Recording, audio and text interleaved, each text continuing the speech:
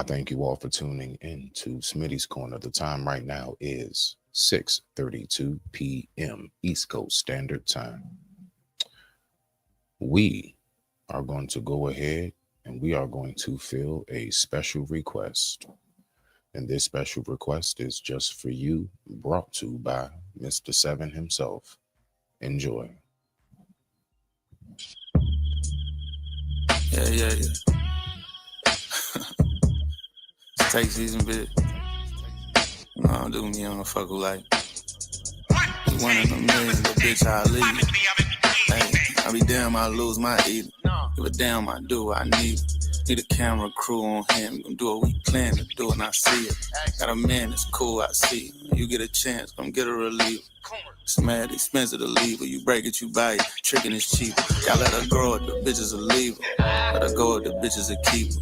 And I show that little shit to them people. I like the Lord, so bitches, I'm Peter. Got me a fiend, should be a felony, nigga. The more that she miss it, the meaner. Know I'm your daddy, I smack it. She looking back at it, little bitch, better not listen to Trina. Tower of Pisa, Pyramid Giza. You trip over Visa, I'm trips to Ibiza. She don't be begging, I did it to please her. Don't be begging, little bitch, I'm a teacher. If she don't be begging, I know how to treat her. We shot for fun. I buy for leisure. Bye, Felicia. They must forgot who I am. Needs it. Posing for pictures of damn beaver. She posing and killing me. Ground breathing. Ass be moving like jello. Be turning me into a damn tweak. She tell me it's different. It's feeling like something that I never had. Need. Just hit me, you ever need that. I'll be that little pussy wherever we. Hold on. No, I don't do takes. Yeah, hit me, you ever need that. I'll be that little pussy wherever we at. Hold on. I'll be that little pussy wherever we at. Hit me, you ever need that. I'll be that little pussy wherever we at. The pub, the shack, the park, the beach. The truck, the scat, the drop, the Jeep. London, Paris, Italy, Greece. Location, what matters the least. Floor, the bed, the cover, the sheets. Holiday Inn, Embassy Suite. The vibe when you fuck with a freak. We can do it anywhere. You gon' pull up in the hood, at the house, at the trap, on the block. Get your job on break, get your job on the clock. Put in work and get hot on the spot. Over time that you tired or you not. In a Lyft, in a Uber, a taxi, front seat, back seat. You ain't gotta ask me. 5 stars, but bitch, do it nasty. We can do it anywhere. At the mall, shopping in the fitting room. Take them clothes off, drop them in the living room. Tryna mark every spot in the house. Basement, the laundry, the shower, the couch. Let's play Don't Moan. Is you up to the challenge? On the phone, get fucked while you dial in the kitchen. Wildin', ain't gotta leave home to get fucked on the island. Baby, we can turn anywhere, pound town. I mean, we can do it uptown, downtown. Know what's up, it been up for a while now. We can do it on your regular towel now. She ain't never get hers on the bow wow. So I let her get hers, then I let her get hers. Then we get one together, round. That's 3, 2, 1, like a countdown. And snatching her soul if you come with her. Come in her, yeah. And I get right out of the park. You know I'm a home run hitter. Yeah, and I'm grown with this shit. Let her know where I'm from, nigga. I'm a Louisville nigga, little baby. I eat you right up at your young center. Open your mouth for me. Show out for me. Never been wild as you bout to be. Then over this balcony, get in your stomach. Drop the location, just hit me, I'm coming. 10s, the 20s, the 50s, the 100s. Ride 49, bitch, right on this money. We can do it anywhere. You niggas could never afford it. Yeah, guess it's the aura. I won't never ignore her, swore her. Long as she let me record her. Break up, bitch, you better wake up to the blessing before you. I pull up, make a mess in this store. Make up sex at Sephora. Yeah. Hey. I really don't give a fuck like this shit on him, bitch.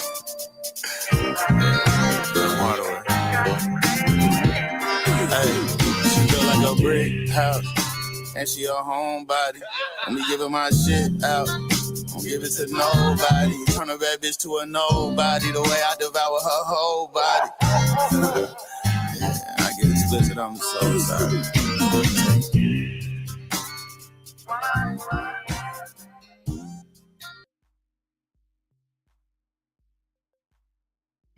All right.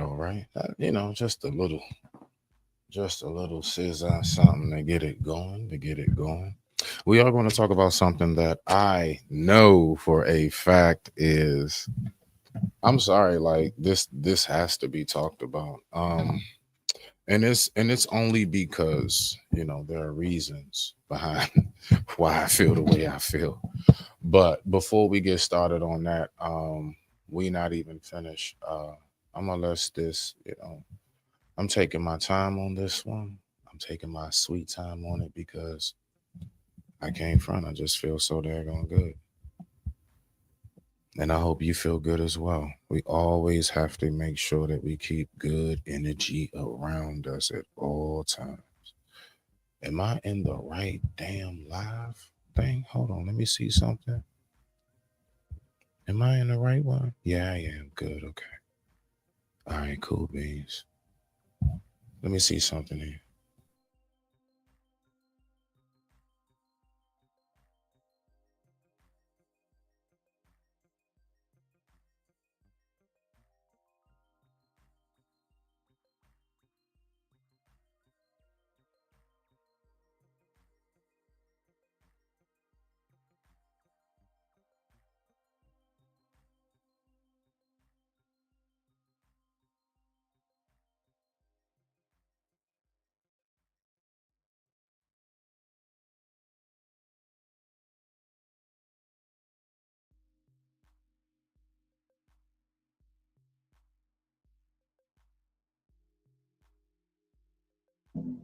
Now what you in a rush for?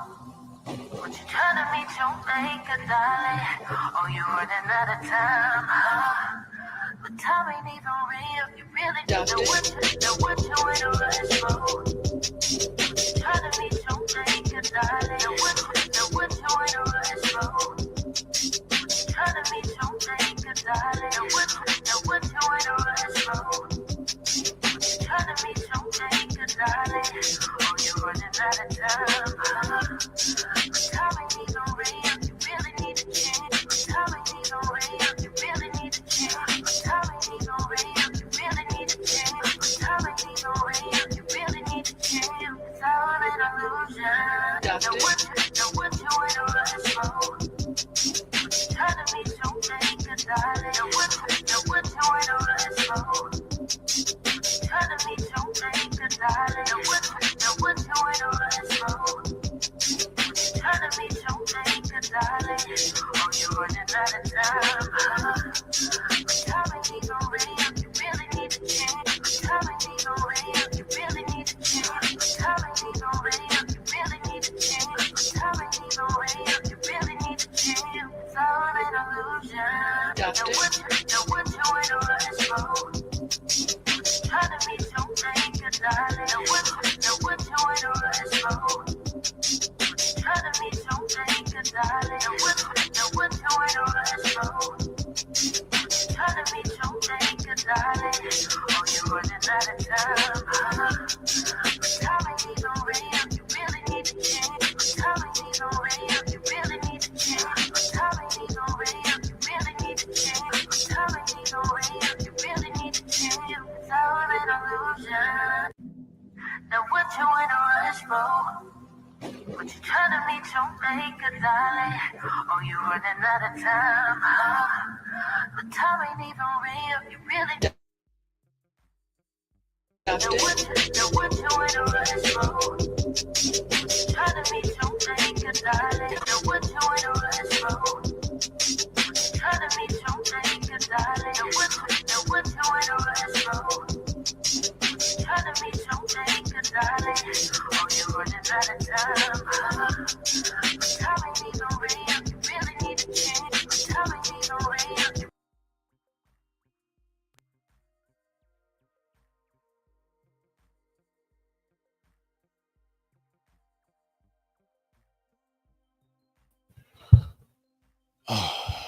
One second.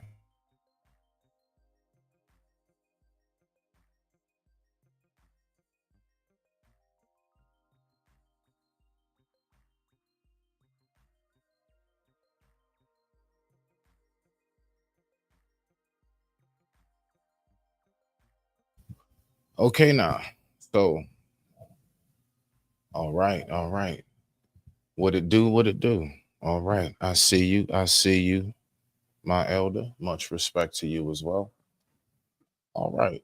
Much big respect to everybody here on the YouTube as well as the IG side. So we're gonna get right on into this now. We're gonna have some fun because I actually do want to take time to speak about this because I'm gonna be quite honest with you. My bad, y'all. Let me just, what I'm saying, get everything kind of fixed and all camera situated and things of that nature.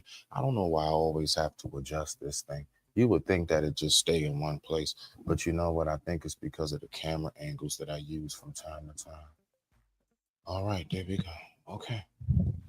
All right, now we're gonna go ahead and we're gonna get into this. So I want to talk about this very topic. I'm going to tap in on this relationship advice online. The whole like, oh my gosh, girl, look at this meme from this guru. Hey, bruh, like sis or bruh right there, they really deep. They got it. They know. And I do. I wonder, do we? Now, mind you, I want to make it very clear. I speak about relationships, but I do the best that I can not to be someone who deliberately gives out advice. It's not for me to. It's not for me to. The main reason why is because um, the only thing that I can give you is what it is that I have. And what I have may not work for you. So, what I have that I can give you in that message is what I see to be, let's say, more projected in a successful manner, right? Like something that more than likely is going to be successful. You already know, my sister. Always good to see you. So let's go ahead and talk about it. Yeah, relationship advice, coaches. How do you feel about them? So I got an awesome live I'm going to pull up.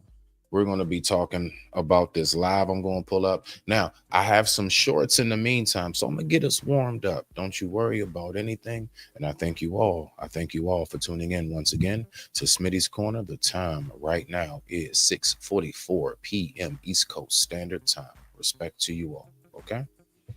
So, I've had a fabulous weekend thus far. I hope you have as well. If not, maybe there's some entertainment and education you can find here and just decompress and take your mind off of whatever has gone on throughout your week. I just want to be of servitude to you. So let's go ahead and get into this. Respect to the family. All right, now. So let me see here. All right, so I'm about to go to it. So what we're going to do is we are going to start off. I got my notes. All right, so we're going to start off with some clips, right? We're going to start off with some clips, and then we're going to get to the video. And of course, I believe, do I have my commercial loaded up? No, I ain't even got my commercial loaded. I got to do that. All right, so we're going to go ahead and get to the first clip right now. Don't mind me. Yeah, but y'all know me. I do. I take my sweet time. All right, let's do it. And with that being said, let me pull this up. Hold on. Pull this up. Y'all ready? All right. I digress. My mic is muted. Let's go ahead and check out this first clip and see what we have. I don't know what just happened. Let me try that again. I don't know why I just vanished. Okay. And abracadabra. There we go. I don't know how that just happened. Anyway, let's go ahead and get back to it. I digress. My mic is muted. Let's listen to this. We're talking about is getting your know-how and your advice for your relationship from online people, memes, all outside stuff. Is that the best way? Is that healthy? Let's listen. So we're just going to kick it down the road, right? We're going to kick this can down the road. Let's get it. Unavailable. If somebody else that you're attaching to is emotionally unavailable, what will happen is when we block out emotions, life will keep testing you until you almost hit a catastrophe and your emotions have to catch up with you. And so that's how we're designed. That's how life is. That's how God works, So it might be that I don't show my emotions, don't show my... AKA, that is, I guess, what we would call the boiling point. Look, there is something called the straw that literally broke the camel's back. There is such thing as the boiling point. There is such thing as my cup runneth over. All of these things are extremely true because they hold weight when we think about how real life circumstances, when one is just pushed to their overwhelming limit and end. Let's keep on going. Respect to you all, and I thank you for tuning in. Emotions, don't show my emotions. And then eventually my husband says, I can't deal with you like this. I'm going to leave you. And I'm left with, if you are emotionally unavailable, or if Wow. Okay, so that's the first video. Give me 1 second, y'all. I just want to fix my lighting a little bit. 1 second.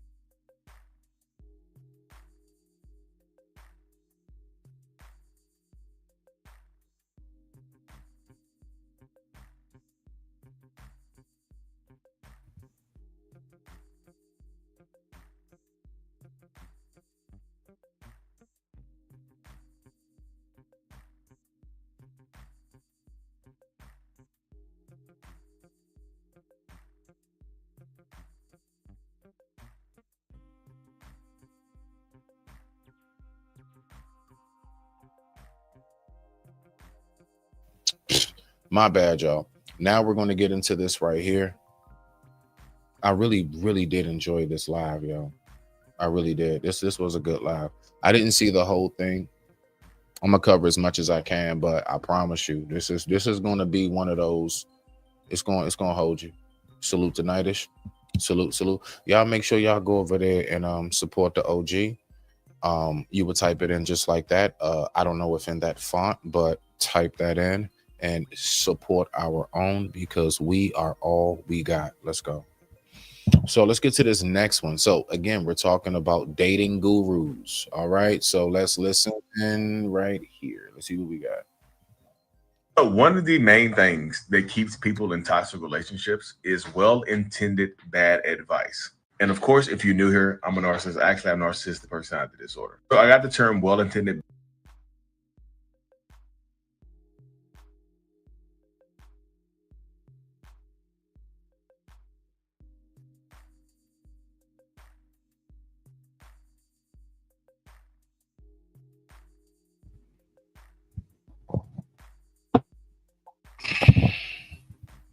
The whole premise of this live right now is to make it clear, be careful who you get advice from. Now, all I'm going to say is thank you so much, my brother, for your honesty. At least now I know how to, however, I'm about to with you real quick. Bad advice from the book Out of the Fog by Dana Morningstar. And pretty much it comes from people that are around you in your inner circle or in your life while you're in a toxic relationship that are telling you things like, hey, look, I know things are bad right now, but maybe they'll give them another chance. Maybe it'll get better.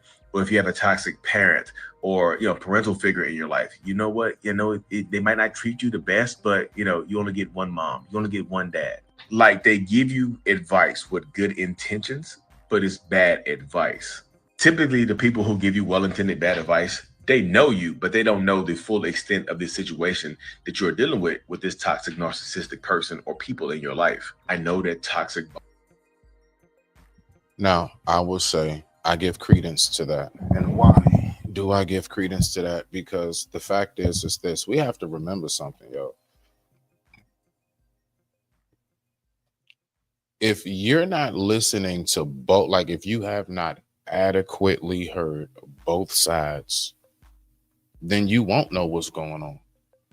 So, when he's speaking about that last piece in particular, I'm the first person to always tell somebody, oh, okay, now I got you. I hear exactly what you're saying, but I don't know. I'm still like, there's a piece of me that's saying, there's still pages to this book missing. Listen, a whole story can be thrown off just from out of 164 pages in a novel, 4 pages ripped out randomly in each different section or spot could totally throw off the whole book. Just 4 pages. 3 even. Depending on how good it is, 1 page ripped out could totally, and people would just be guessing what happened here because there are pages missing. And that's how relationships are, during it and even after it. There were two parties involved that made it the novel that it is. You see, and if you take out one party's section of it, there's parts of the story missing, right? Just like, think about it. Characters, you know, when they take out characters and we be like, dang, where's such and such? They're supposed to be in it and they're not in it. And then what do we say? Man, it's a whole bunch of that movie that's off because they didn't even add this and add that, because y'all know how it really goes. You see? You get it? Let's keep on rocking on. I digress. My mic is muted. The time right now is 6:52 p.m. East Coast Standard Time. We are talking about, is getting your advice from online gurus healthy? Does it hurt more than it helps, or does it help more than it hurts, or do you see it balanced?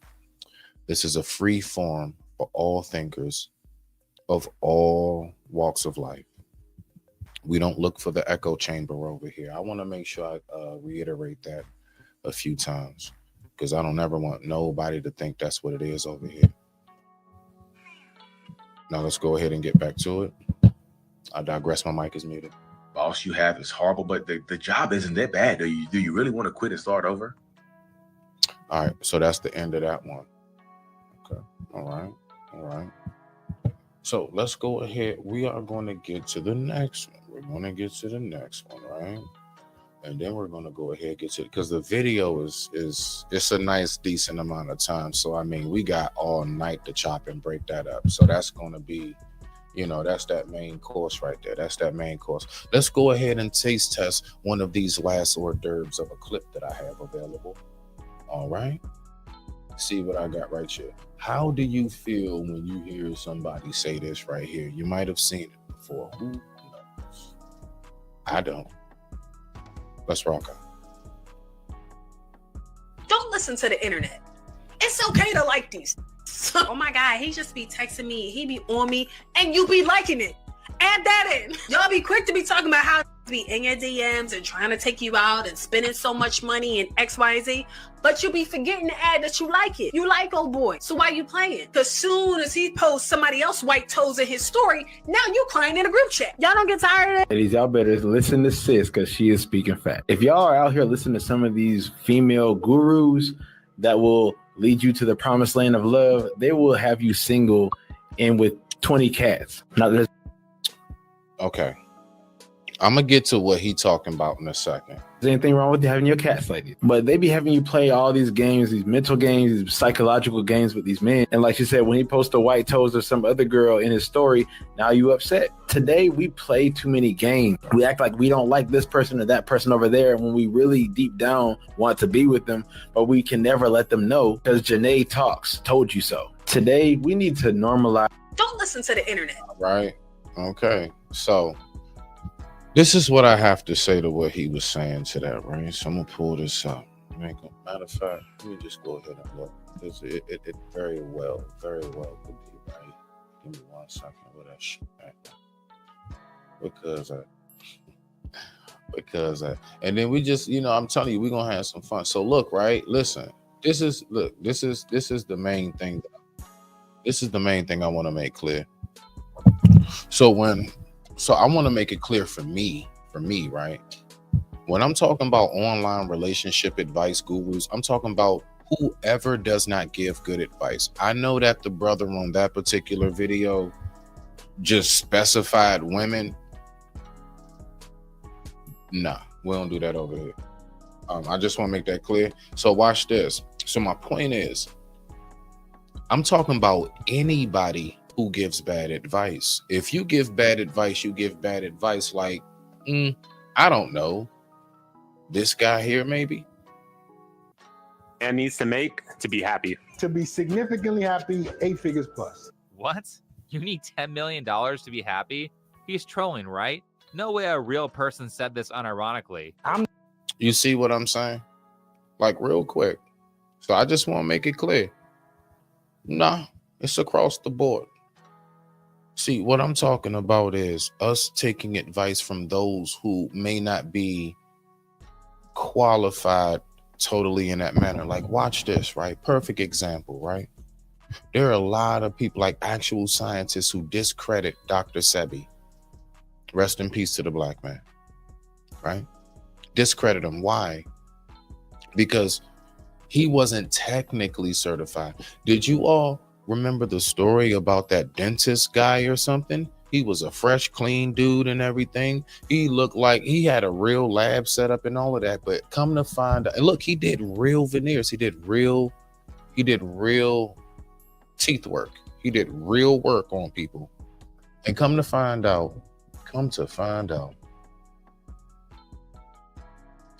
he was never licensed. He was never a dentist for real. You get where I'm going with that? Let's keep listening. I'm not there quite yet, but once you start making at least 7 figures, you will see like your life starts to change. You have the freedom to go wherever you want, pay your parents' bills, them have an enjoyable life, and still do whatever you want to do. But I think you're going to experience true financial freedom once you start to make at least $10 million a year or not. For one, if you aren't there, you experience true financial freedom when one is when one greets today, right? Like seriously, the one who is content, who will most likely greet tomorrow. What does that mean? Again, the one who actually is content, listen, not satisfied, right? Not complacent, content. There's a difference in those two words. Let's not mix them up and conflate them. When one is content with today, that is the very one that will most likely greet tomorrow and rejoice in it with good pleasure. Why is that? Because when you are able to look around and say, this is what I got, man, because there are a lot of us who we finally get to that, let's say, financial pinnacle point, right? So you're at that financial pinnacle point in your life, at least in which you feel is that you are at that moment, right? And then you just think back of like when you used to be like happy as I don't know what, just to get like $5 to run to the ice cream truck before it left the neighborhood. If you had a $5 bill as a kid in front of an ice cream man, you're a baller. Oh man, you can get all your little snacks and Lemonhead and cherry clans and little gumdrops, right? Crybabies and stuff, Airheads. Get your little favorite popsicle or ice cream. And you can buy your friends something with that same $5. You was doing the damn thing. What do you think you're going to feel like when you're grown and now you can pay for whole events? You can pay for a whole home. You're able to be that pillar in your community in which people actually, how do you think it is exacerbated by tenfold? You see where I am with it? Let's keep on going. How do you know? 2, how irresponsible are you with money? Like, I'm sure I can give myself and my parents a very nice lifestyle for the bargain price of $200,000 a year. And I'm sure that most people could figure out how. Now, I just want to let everybody know. I just want to let you know. It is wonderful advice on here. You can go check it out yourself. I don't know. What's the name of this? Think before you sleep, okay? Think before you sleep. I can't take his voice. I can't do it. I'm sorry. So we're going to go ahead. We're going to move on. Let's get to this next one, right? So we're going to go ahead and we're going to take a quick commercial break, right? So hold on. I want to make sure I got everything straight, right? Because I want to have some fun tonight. Like, I really do. I want to have some fun tonight. So what we're going to do, right? It's going to be a nice little commercial break for ourselves, okay? In this commercial break, we are going to be, in this commercial break, we are going to take time to pay homage and pay respects to Tim the Rat, because I don't want this nigga to snitch on me, and I don't want my channel take it down because he told on me. So I'm just going to go ahead, pay respects. You got it, bruh. You won. Let's get it. I digress. My mic is muted. We'll be right back after these quick messages. These messages, we'll be right back. Wait, rat in the head versus Double M. Oh, right, that's my dog. That's my dog. Go there, my nigga. Fat bitch. Yeah. All right, round one on you, Double I M. said out the gate, all my guns legal. So try that snitch shit with me and I really bang you with it. Like I said, his last battle, he wore a wire. And I'm the type that'll take that same wire and hang you with it. Man, so when it come to these bars, nigga, he the best. Yeah. Shit gonna get real mystical, but since the man right here, you don't need the rest. Trip. That's not his ball. Get a first class ticket to heaven if I let that heater bless him. So try stopping me. Get hit with an irony, you know, heaters, text, flame down to cover you in Full Metal Jackets just to leave them wet. I say, he a threat? Oh, bet. Bitch, I don't give a fuck. I can't even sound discreet. I say, you talk that gun talk till I silence them when that rifle speak. I said, but let's take it to hands. And think shit sweet till you get spiked with a bull punch just because you look Kool-Aid out on the street. Boy, you a thief. Oh, yeah!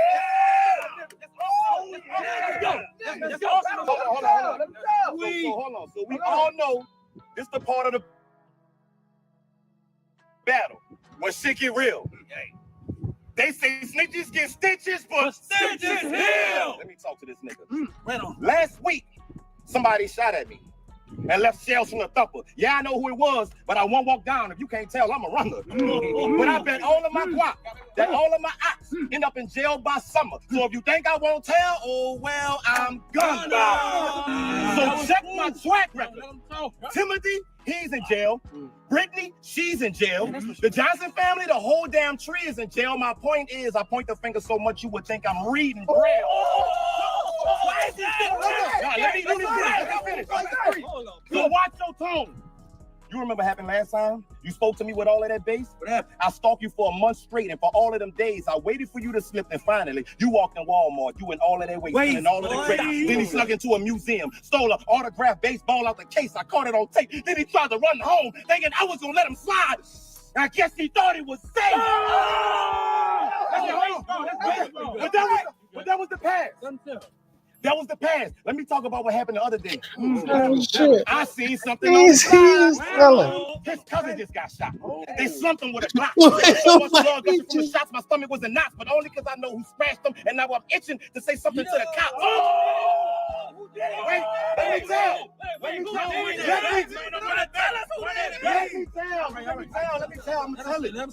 gonna tell it. I said. Hey, hold on. No, he didn't say that.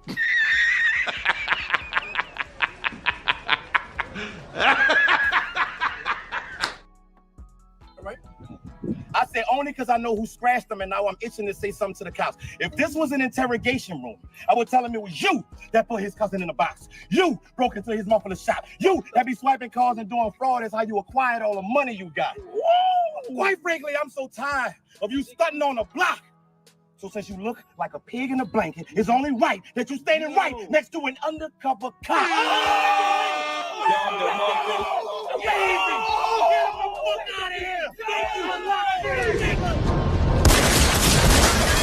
Motherfucker, are you out of your damn mind?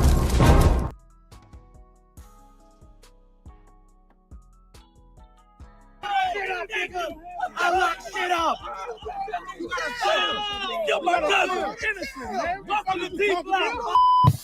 What the fuck? Oh man. Excuse my language, my bad. Instagram. I had a moment there. Let's go ahead and get back to this. Forgive me, y'all. And no, he didn't snitch. That was the hardest. Listen, I know we be saying, folks be, ratting on themselves and stuff like that. You know what I'm saying? But I am so serious. This is crazy right here. But let's go ahead and listen. Now, I want to make sure that I give a very, very clear message in what I'm saying right now. Now, I want people to remember over here, this is the side of balance. And so I could have one view, someone else can have another view. The fact is, your view and how you see this is always going to be accepted and welcomed. Like, I actually really want to know, what do you guys think about these things? I know real life relationship coaches, you know what I mean? Okay, now. I got you. Salute, Deacon. I appreciate you. It's better to interact that way. Just slide over. It ain't number one page over. I appreciate you. But not real talk. So I've noticed that, right? So this is what we're gonna do. I'm gonna go ahead. I'm gonna get ready to get this video going. All right, we're gonna get to the meat and bones of this because I ain't gonna hold y'all up. Shit, hold on. That's not a shoot. Hold on. Shoot. I'm still working on myself, y'all. Y'all gotta, So hold on. We're gonna go through some commercials, of course. Right? God damn it. Dang it, Jim. God damn it. So we're going through these commercials, right? So we're getting ready to get to the real deep of what this is. And what I'm gonna do is this. Now, for anybody, all you do is just hit the link. If you want to come up, just click it. If you want to come up and say whatever you want to say, if you just want to share and speak your mind from the chat, I also appreciate you on that mode as well. All right, y'all, let's go ahead and get into it. And now let's listen to this. So I'm going to pull this video up. Let me get here. All right, we in there. Y'all ready? Y'all ready? Let's do it. So this whole video, tonight's conversations. Can single relationship coaches be trusted? That's the title. Just in case, anybody can't see. Can single relationship coaches be trusted? All right. So let's go ahead and do this. Definitely make sure y'all go subscribe to Hardly Initiated. All right. Make sure y'all go subscribe. Hardly Initiated is where you can find this content. Support our own, because we all we got. And with that being said, I digress. My mic is muted. Let's go ahead and see what we have here. And start off a panel, it was first a conversation. Honestly, the show was a vibe. It was a vibe. It was intimate. It was positive. I had millions of followers. TC had millions of followers, but he lost his page. And when he lost his page, Mojo Jojo said, "You're no longer valuable. Goodbye." So this is the creator of the pod. This is Randy Rosario, Mike the Poet, Trip Fontaine, Fine Ass Keita Rose. This is Kitty Rose. She got Randy out quick, fast. She said, "I want your spot. How can I manipulate everyone to get it?" I'm not a victim. I don't even want to call myself a victim. I trusted a man with taco meat on his face. He used to say things like, "You're not going to be aesthetically pleasing," or "Are you working on your weight, Keita?" A lot of you are saying, "This seems a little one-sided, Keita." Right, because I'm the only one talking. So since your faves get paid to speak on a daily basis, they should have no problem freaking out.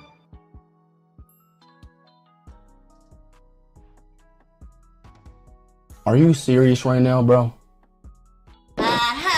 See, now this what I'm talking about, Shabambu. Suck it. Yeah, niggas trying to hide the good shit. Hey, baby, you want to dance? Yes, I do, but not with you. Harass, harass, harass, harass. Whew. Yeah. Wow.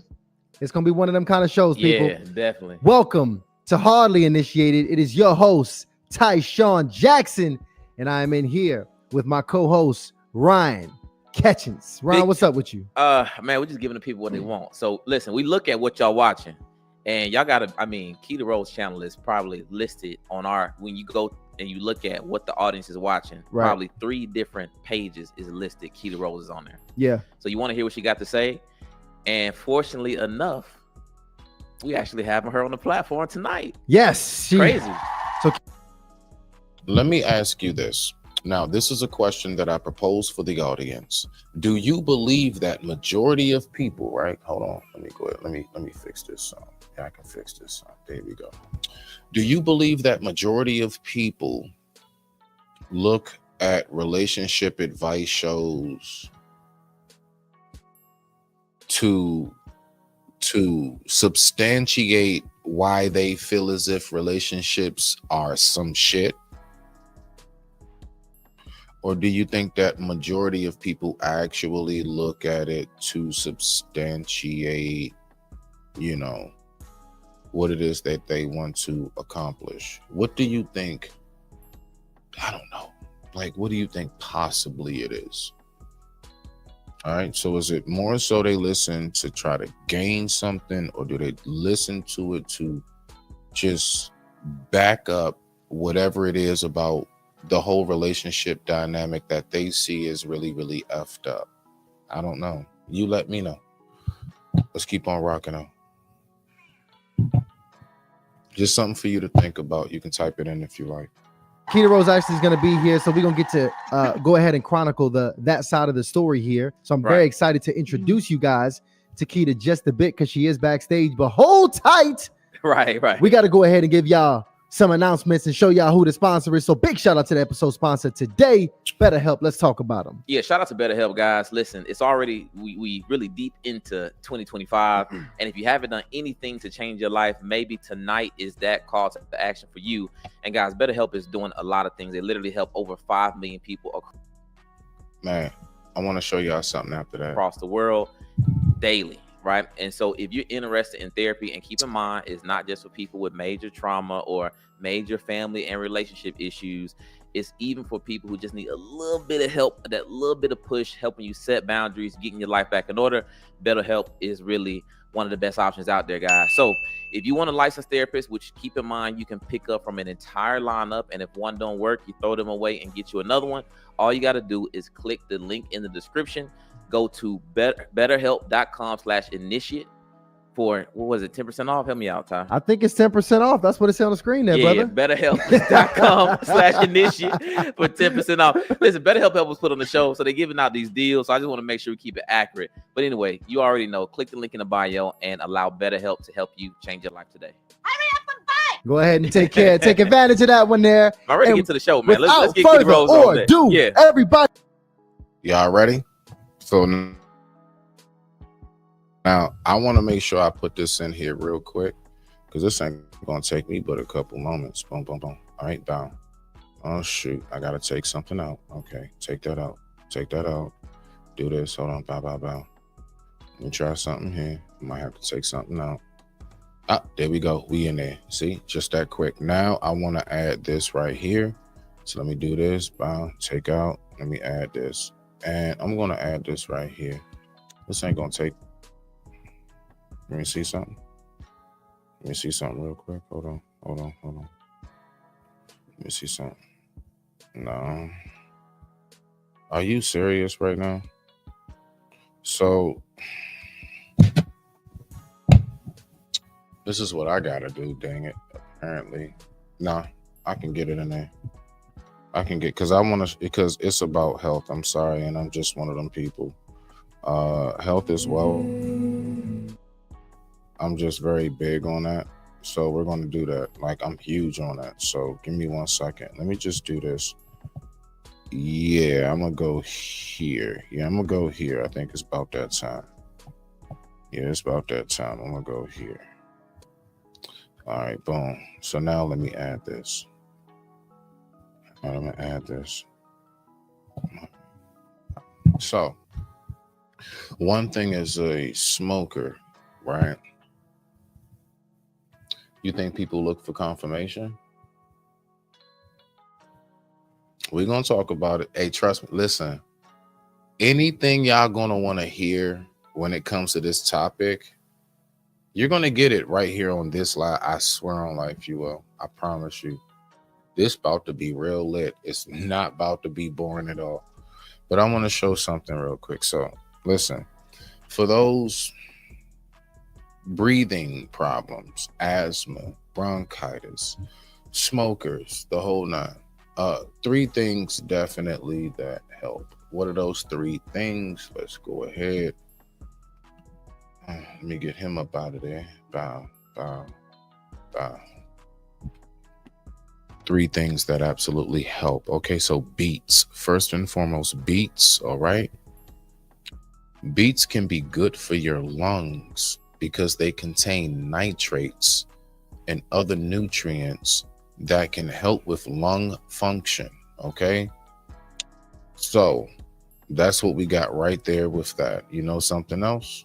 Bow, okay? This right here is for eucalyptus. Eucalyptus is awesome for respiratory, okay? Eucalyptus oil may help with nasal congestion, coughing, coughing. Eucalyptus oil may help with coughs caused by bronchitis, respiratory tract infections. You see, mucus. Eucalyptus oil may help clear mucus from the chest. There we go. Breathing. Eucalyptus oil may help make breathing easier. There we go. Anti-inflammation. Eucalyptus oil has anti-inflammatory properties. Okay. Immune system. Eucalyptus oil may stimulate immune system. Bacteria. Eucalyptus oil may kill bacteria that causes respiratory illness. What's the last we got? Bowel. Our ginger is so vital, so important. Okay, now, so ginger has benefit effects of lungs. Okay, so let's go. Anti-inflammatory properties. Boom. So you got another anti-inflammatory. Ginger contains gingerols, right? Gingerols, which have an anti-inflammatory property that can help reduce swelling and inflammation. Ginger is good for swelling and inflammation for those who not hip, right? For those who not in enough. In the air. Okay, hold on. There we go. Reduce swelling, irritation in the airwaves. This can elevate symptoms of bronchitis. Now, asthma and other respiratory conditions. Listen, everything that you're hearing here is everything that you need to know when it comes to this. Okay, so let's keep on going. Okay. Expectorant effects. Okay, so what you should expect. Okay, ginger can act as an expectorant, helping to loosen, mucus and make it easier to cough up this and improve breathing, reducing congestion. All right. So these are all the things I wanted to make sure, like, really.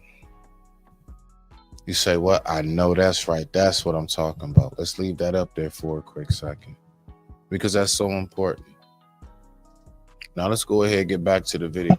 I just want to make sure, I believe more than just on Black History Month, continuously telling people, I don't know, about Black history itself. You know what I would like to speak about as well, because I'm a chef. Why not give you what it is that I have a little bit more information on? And that's the health and nutrition and food, right? So I'll give you what I know for Black History Month. I know about that a little bit more, and hopefully it does something for you. And with that being said, I digress. My mic is muted. Let's keep on going. Much respect to everybody in the building. The time right now is 7:20 p.m. East Coast Standard Time. Let's go. Drop some love in the chat for Keita Rose. What's up, Keita? How you feeling, sweetheart? Take off mute. You take are off mute. on mute. We gotta unmute we gotta you take so we care. can hear. Dynamic talent, entrepreneur, online personality. There you go. There you go. So let me tell you, Keita, you have absolutely taken the internet by absolute storm. Yeah. Over these last few weeks. We have become familiar with you from being one of the OG cast members of the Tonight's Conversations platform, which is no stranger to our audience. Our audience are connoisseurs of the relationship content, relationship space, and a few people from the platform have actually made their way on Hardly Initiated, and vice versa. And Ace has been on here in memorable fashion. Yeah, now we talking the Tony and Ace debate. Which we covered last week, right? In an important conversation that we had that I'm very excited to get your perspective on, or on who is qualified to be out here giving relationship advice. So we've never gotten your take on this conversation, which I'm very excited about doing. But before we do so, there's a lot going on right now with you. And I want y'all to be here. Okay, so y'all already know. Warning, warning, warning. Anytime they giving such a big ups on what it is that you known for online, that means they about to really show up for what it is they known for online. And her right here, she goes in. It's about to get real deep. Let's get it. I want to kind of start back from the beginning as much as I possibly can so we can just get some context to how we got where we are today. For those of you who are under a rock and have not been seeing the documented series that has been going out on YouTube, Instagram, It's and literally TikTok. a docu-series. It is. Yeah. Well, what part you on right now? I'm on part 16. Yeah. Part 16. It's getting millions of views. And it's getting millions of views. And by the way, because this is, I don't know if people know the weight of what's going down right now. It's a lot happening. You announced that there's litigation happening. So even to protect yourself, myself, the platform, guys, everything is alleged while this is in court. They still moving through. Right. Allegedly. Let's go ahead and get back to it. I thank everybody for tuning in. Let's go ahead and rock out. Thank you. Some things so Keita's going to be able to communicate to the best of her abilities here while we're on the show today. I want to take it back from the beginning, Keita, because you actually walked us in the early parts of the docuseries, the original cast of tonight's conversations, the original even name of what it was when you guys were on tour and on the road. And in private, we also discussed how it was more entertainment, and I think it transitioned to healing.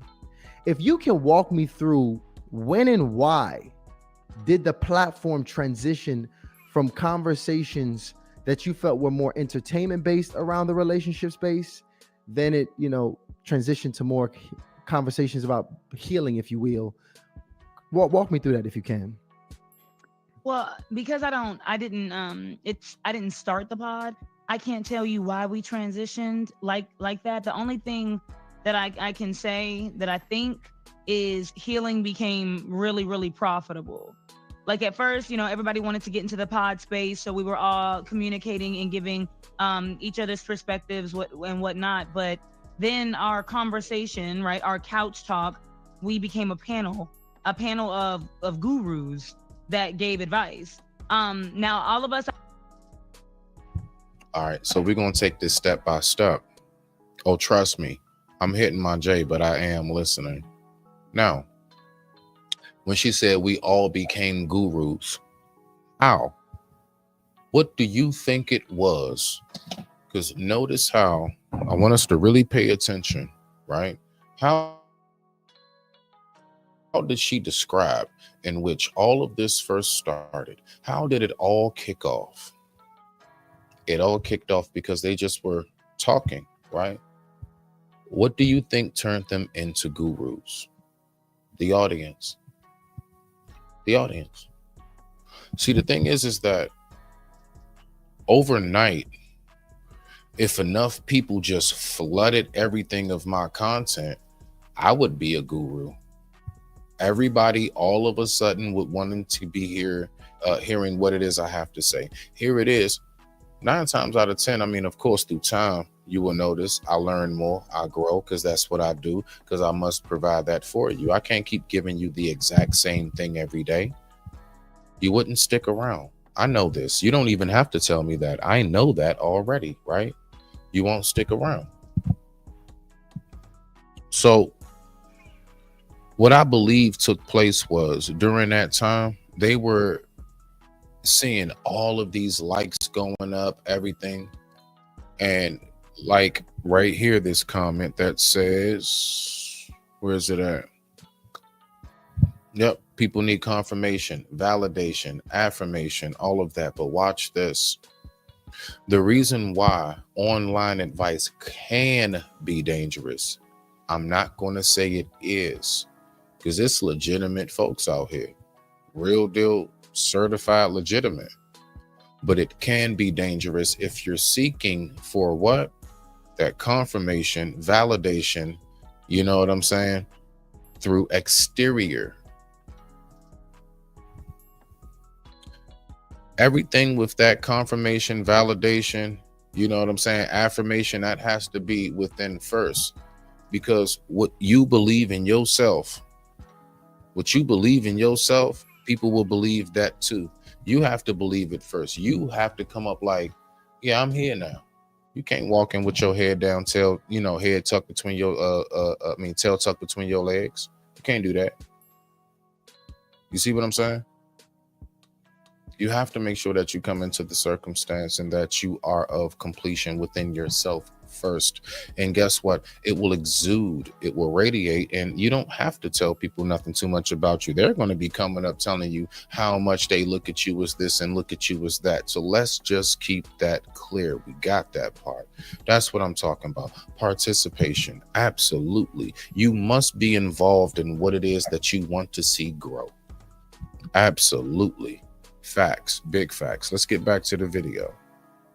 I think because I wasn't We're going to get some more comments in a minute. familiar with the people before the show.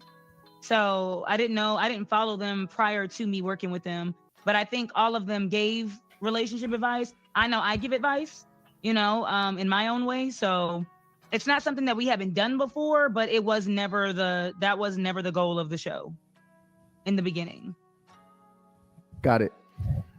What would you say is the biggest ways that you saw the platform change? From the original platform that it was. Sometimes, you know what happens? I'm not going to say that's what it is for them. I've never seen their platform. I'm only speaking of what I've noticed to take place countless amount of times.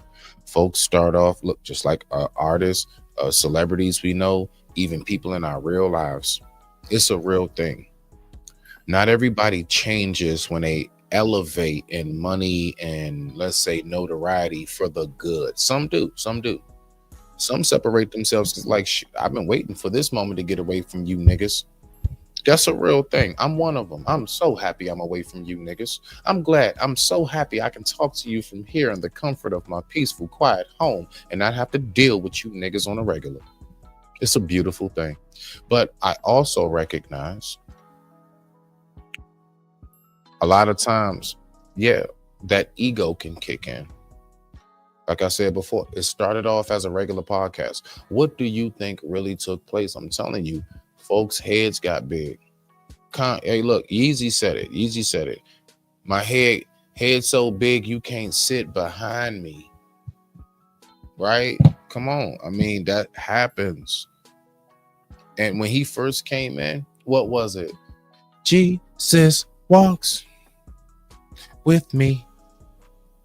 What? Next thing you know, an album or two later, because of everything, all of the messages, all of the extra artists and big time NBA and athletes and celebrities of all over, not to mention everyday common people, it went to his head to the point where one day he went from a bar saying Jesus walks with me to the point where he says my head's so big you can't sit behind me. It's just a theory of what I think possibly could have happened, in which it is she speaks about as she prays before responding. All right, let's bow our heads. Amen. Let's go. So what it became, what were some of the bigger changes that you saw happen? I think that, I've been on tour with him with Ace for 4 years. So again, the conversation it took a turn to where we started accepting questions, and then he started picking questions meticulously for clips. I think when he would see that the clips would do well, he would know how to, to go in what direction to go into. And so, like I said, it was just a conversation at first, a nice conversation. Right before it was love and poetry and laughter or sex. And he's had over 100 shows. He's been doing shows since he was a teenager, or since he was in his early 20s. So I didn't deep dive until I started the series. I assumed tonight's conversation just blossomed from the card game. I had no idea about like Derek Jackson and how, they used to have shows together prior. I didn't know that. But Oh, wow. It just transitioned from conversations to now, instead of giving your candid perspective from your experience, you need to sound like a guru. You need to give advice. You need to help heal. And it's fun. Thank you.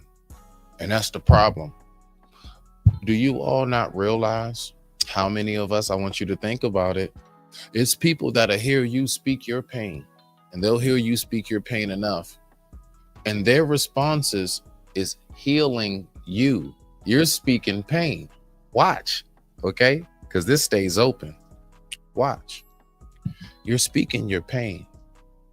People are responding, right? Okay, cool beans. Little do they know, you came up to the whole space because you were trying to get something off. Now they're expecting you to heal them. And little do they know, I came up here for a little bit of hands to be laid on me in a loving way. I came up here for, I was actually in a position, I was going through something.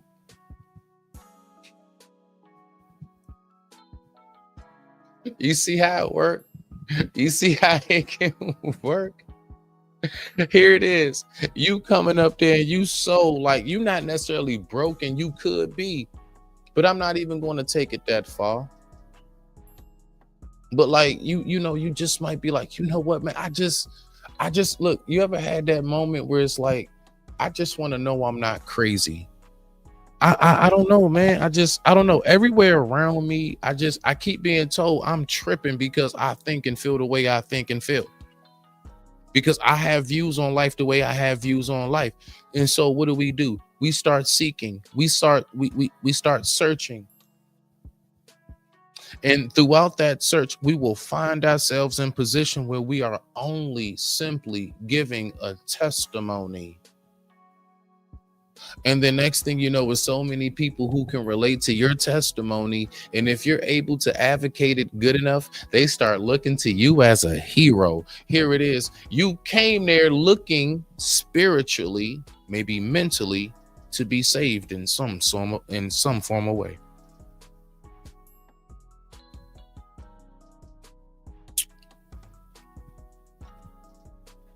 I watched a story behind Jerry Springer, which opened my eyes. Elaborate a little bit more. I don't know. Or send me something in my DM or what have you and give me a little further information about that. I don't know about that. Let me know what you're talking about. But let's go. Funny because in the beginning, Randy would always, try to take the conversation deeper than just sex, right? Because tonight's conversation, he tried to start it. He tried to have two separate pods. One was Relationship 101. Trip was on there, and a lot of other like poets and different psychologists and different people like that. And then there was Uncut. So he decided to just combine the two. And I remember him distinctively saying to Randy, "Ain't nobody trying to heal. Why are you getting deep? Why are you want to cry? Talk about sexual assault." Hey, look, when I told you I'm gonna break this down, I'm gonna break it down. Real talk though, you want to know what I do notice as well? What did she just say? Ain't nobody trying to heal. Do we not notice that? And I mean, listen, I swear on life, it is not a hate. It's only an observation. It is only an observation. I have obviously observed what I notice is so obvious in my face. I peep game. People will sit up there and tell you how much relationships are supposed to be this, relationships should be that, everything else, blah, blah, blah, so on and so forth. The same people will get up there and bitch, moan, cry, excuse my language, and complain so deeply about how everything is messed up. You know what I then notice people turn around and do? They will support the people who are the most effed up in relationships. Those who actually really doing a damn thing, we don't even try to give recognition to. But everybody wants to complain about something being wrong.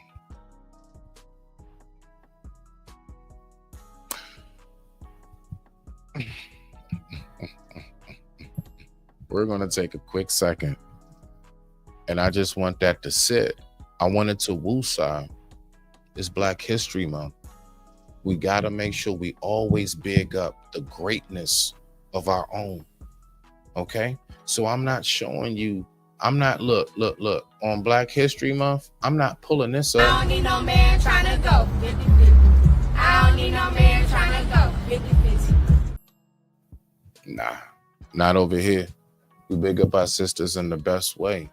I would much rather go to a commercial break and give you this.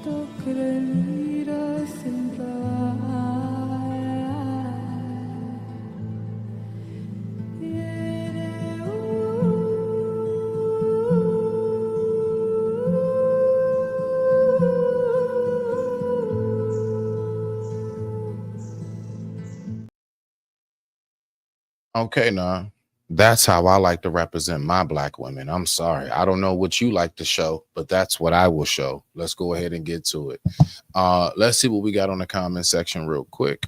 So they started out trying to help people, and because of ratings, it became something else. Absolutely. Facts on facts on facts on facts. Relationship exploitation for profit. There you go.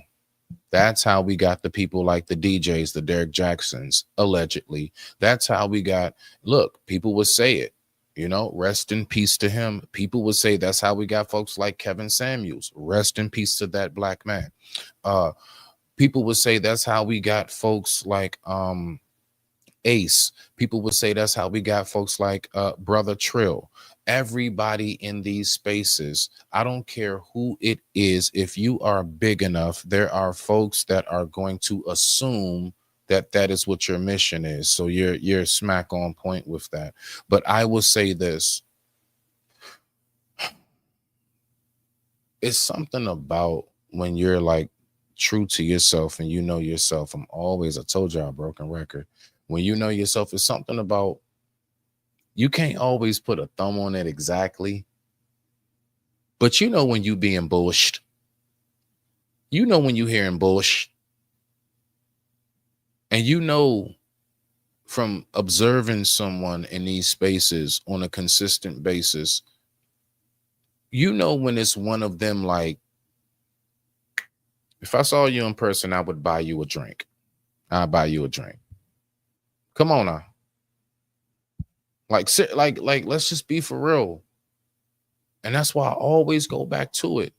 When you don't know yourself, you're so easily what? Influenced. If you're easily influenced, you are what? Easily guided. If you are easily guided, you are easily what?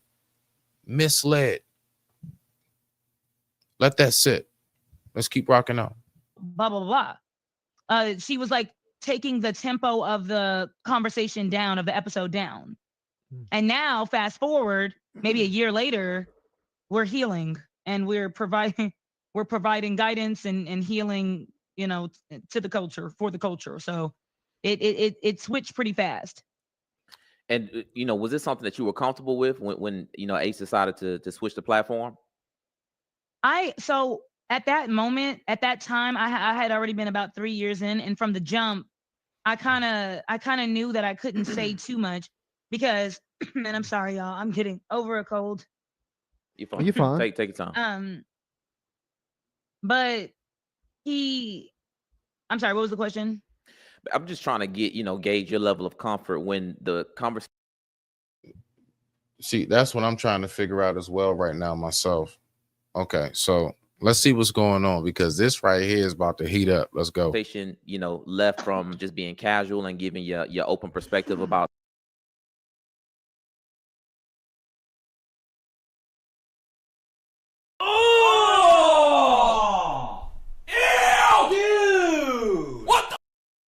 things that you're experiencing to now with the aim of, you know, I'm assuming helping people heal their relationships. What were you, you know, Mark my words, many times I've had to maybe myself.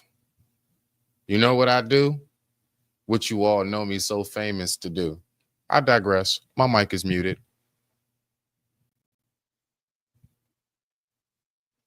Yo, turn that camera off for 2 seconds. You're a lady. That's what my homies do.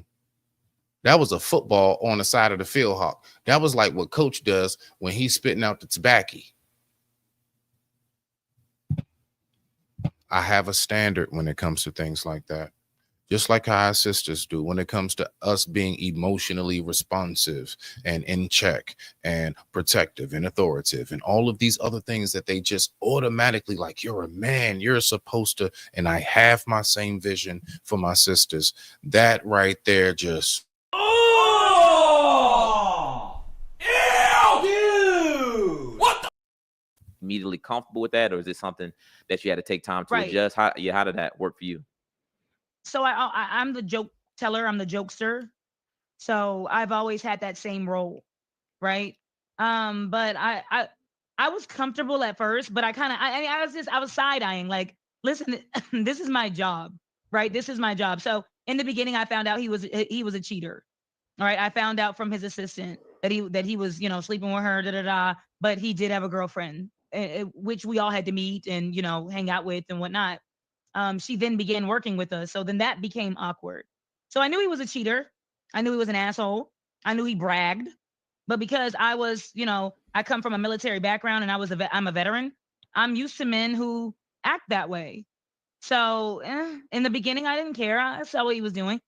And I countered everything he said, right? So in the beginning, he would say things like, well, if you're otherwise happy and your man pays the bills, well, you should allow him to cheat. I'm not okay with that, so I would counter it. So I was comfortable because I always countered until he wanted me to, you know, lower my voice. So then it became, you tell jokes, leave it at that. No more anything else. No more back talk. So I'm like, well, hey, listen, if I'm gonna get paid what I get paid to sit on a stage and tell jokes, I'll tell jokes. So let me ask you all this. In your personal opinion, was she just described? Would you say that is a man being misogynistic? And I don't know what's it like, exerting their dominance or whatever it may be, trying to take over the whole nine. How do you look at this was she just described? Did she describe a circumstance in which you see, okay, yeah, that was probably a dude being effed up? Again, mind you, this has nothing to do with pick a side. This is called pick a circumstance. Pick a situation. Pick your logic within your own mind. It's however you see it and you think as an individual, unique person. We don't do echo chambers over here. All is welcome. Let's rock out because it's going to get heated and a lot of different thoughts because they about to switch the whole panel up. So let's just get to it. Okay, so it sounds like at some point Ace began to pretty much, you know, he's identified these different avatars for how they should present themselves, or the characters, and kind of what characters you should play and how you should be presented in front of the public. Right. Yes. So you know, it's interesting because it was, I mean, it's some very you know, hardcore claims you know, made from a couple people now, not even just yourself, as different people are coming out and talking at this point, because I'm hearing things from obviously you not getting paid to pretty much sexual immorality or just sexual misconduct, and even some emotional abuse happening in the workplace. When you think about, okay, so I'm not hip to this story. Okay, so I'm listening. I got you, no problem, Mom. So I'm listening. So apparently she was with a squad. So, you know, it's like a group of folks. I know what that's like, being on a network. Is me and these couple people. We do shows and stuff. Let's go ahead and do that for the family. Bow. All right, you know what to do. Hold on. Boom. So apparently, she was like the group split up or something because the band broke up. Okay, so apparently I'm getting the formula of this. The band broke up. Let's keep going. What motivated you to come out here to, saying finally enough is enough, the straw that broke the camel's back? Was it any one of those in particular that was the straw that broke the camel's back? Or was it just, I guess, all three of them just compiling that finally made you want to go ahead and come out and tell the story? I think I had enough. I think over the years, like in the beginning, like I said, I knew he was an asshole. So he would do things like triangulate, make us pit each other against each other, gossip and different things like that created a toxic work environment. Bam. Okay. So real quick, let's go ahead and definitely introduce the family. I appreciate you for coming through. Wow. What's going on, Native? How are you, brother? I feel good, sir. I feel good. Let's go ahead and get this going, man. What's your thoughts so far?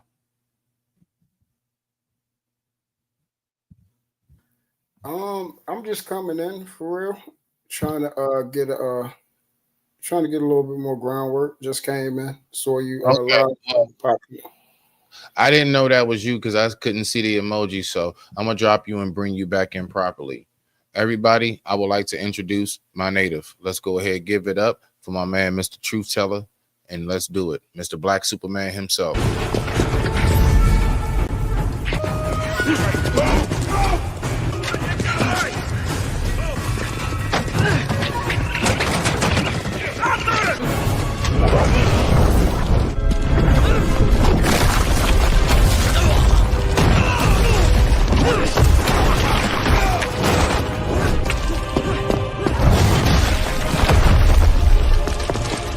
Earthbender!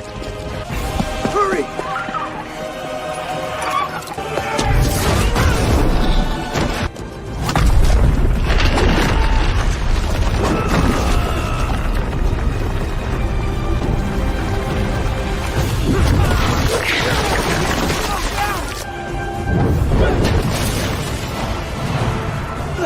Get that to the Earth King. They're going to start a war.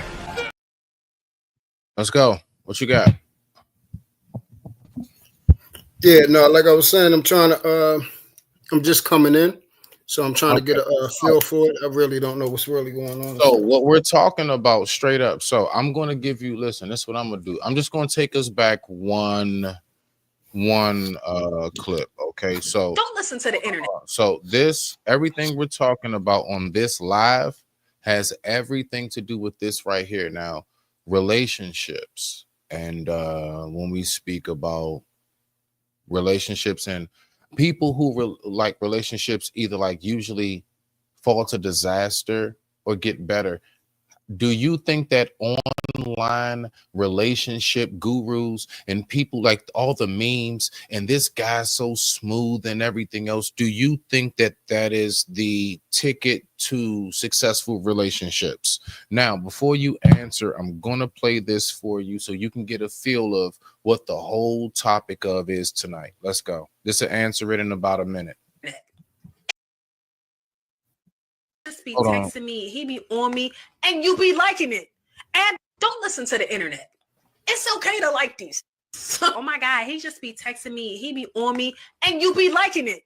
Add that in. Y'all be quick to be talking about how be in your DMs and trying to take you out and spending so much money and XYZ, but you be forgetting to add that you like it. You like old boy. So why you playing? Because soon as he posts somebody else white toes in his story, now you crying in a group chat. Y'all don't get tired of that? Ladies, y'all better listen to sis because she is speaking fact. If y'all are out here listening to some of these female gurus that will lead you to the promised land of love, they will have you single and with 20 cats. Now, there's anything wrong with having your cats like it, but they be having you play all these games, these mental games, these psychological games with these men. And like you said, when he posts the white toes or some other girl in his story, now you upset. Now, this is the other one. Very, very briefly, we're gonna get right back to the video. I just want to get you caught up. Let's go ahead and listen to this right here because there are two sides. See, I do both sides of this. I don't just do one side of things. Okay, so the other side is this. Truth, you with me? Yes, sir. All right, let's go. This the other side of it. Things that keeps people in toxic relationships is well-intended bad advice.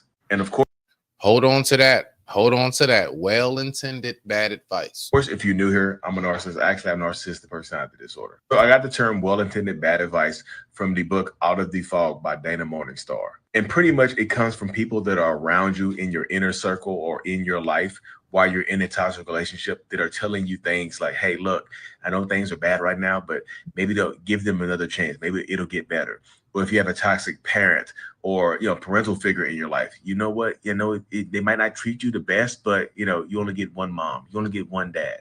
Like they give you advice with good intentions, but it's bad advice. Typically, the people who give you well-intended bad advice, they know you, but they don't know the full extent of the situation that you're dealing with this toxic narcissistic person or people in your life. You all caught up? Yes, sir. That's what this whole live is about. They're talking about, is it good to get your advice, like how you want to move forward if you're going through something, or if it's going good, even if it's going great. Should you keep listening to everybody online? What's your take before I push play on the video? I'm going to pull it back up. You got all the time in the world, Native. Yeah, so I'm glad you actually broaching this subject because this subject is talked about, but it's talked about vaguely, and it actually need to be talked about more.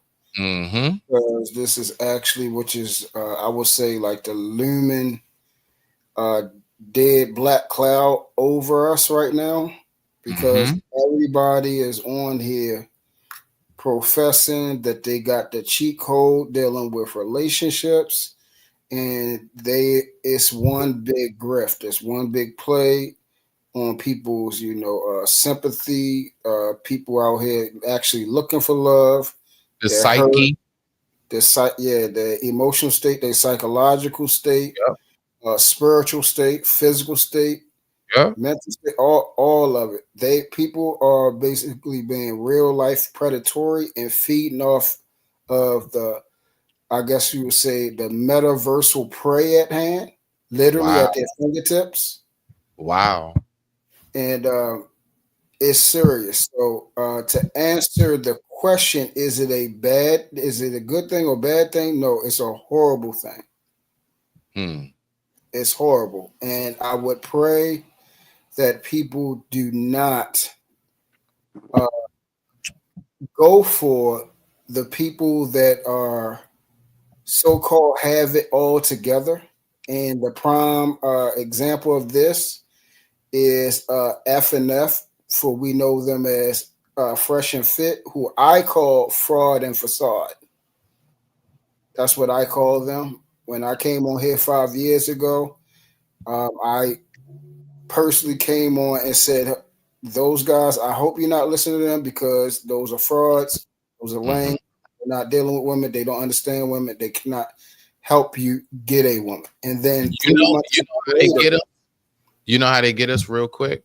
They got so many young, because they know, listen, when you can speak something and make it sound logical, and when you can hush a room at times because it's your show, your platform, it's so easy to mislead so many young brothers who are pouring their money into you, and they really look to you as something. And here it is, you are misguiding. Rock out. Absolutely.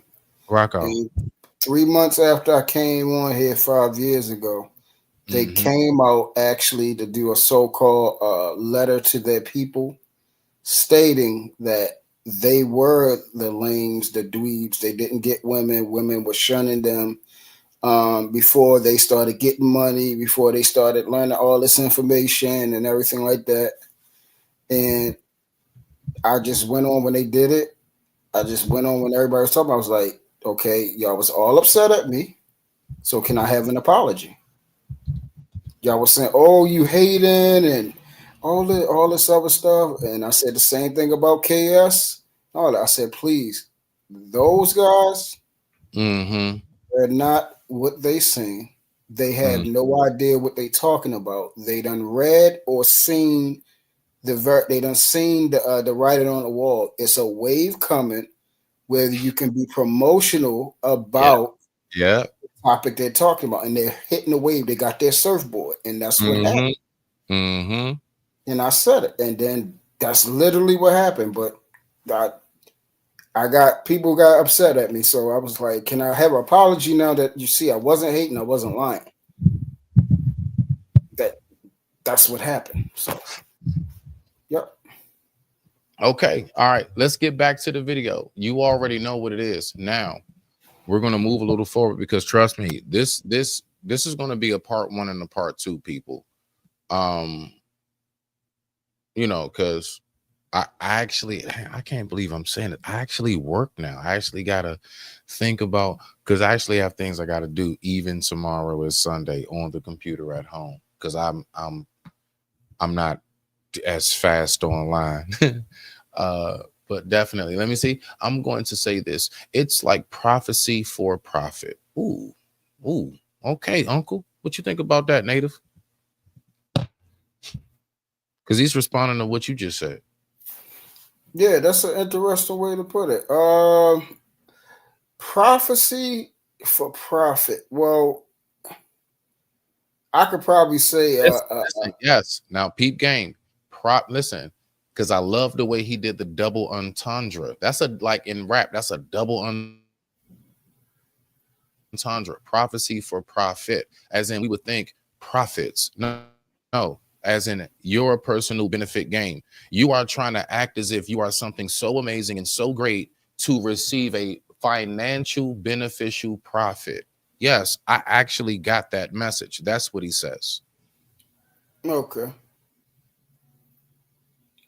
Yes, then I can agree. If that's what he's saying the way you said it, then yeah, I can agree with that. Yeah, prophecy for what? Profit.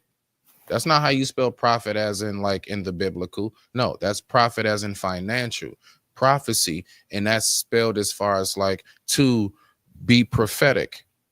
People looked forward to the prophets coming to the villages and the marketplaces and in their caves and towns and homes to give them God's word, if you want to take it there. So you are trying to act like a prophet. So basically, AKA in a nutshell, televangelist. Come on now. Already, Chop. Already, G. Oh man, get up here, Chop, if you can. You already know. We talking about is relationship advice online healthy or harmful to the relationship? Let's go. Let's get back to it. Let me know when you want me to pause it, Native.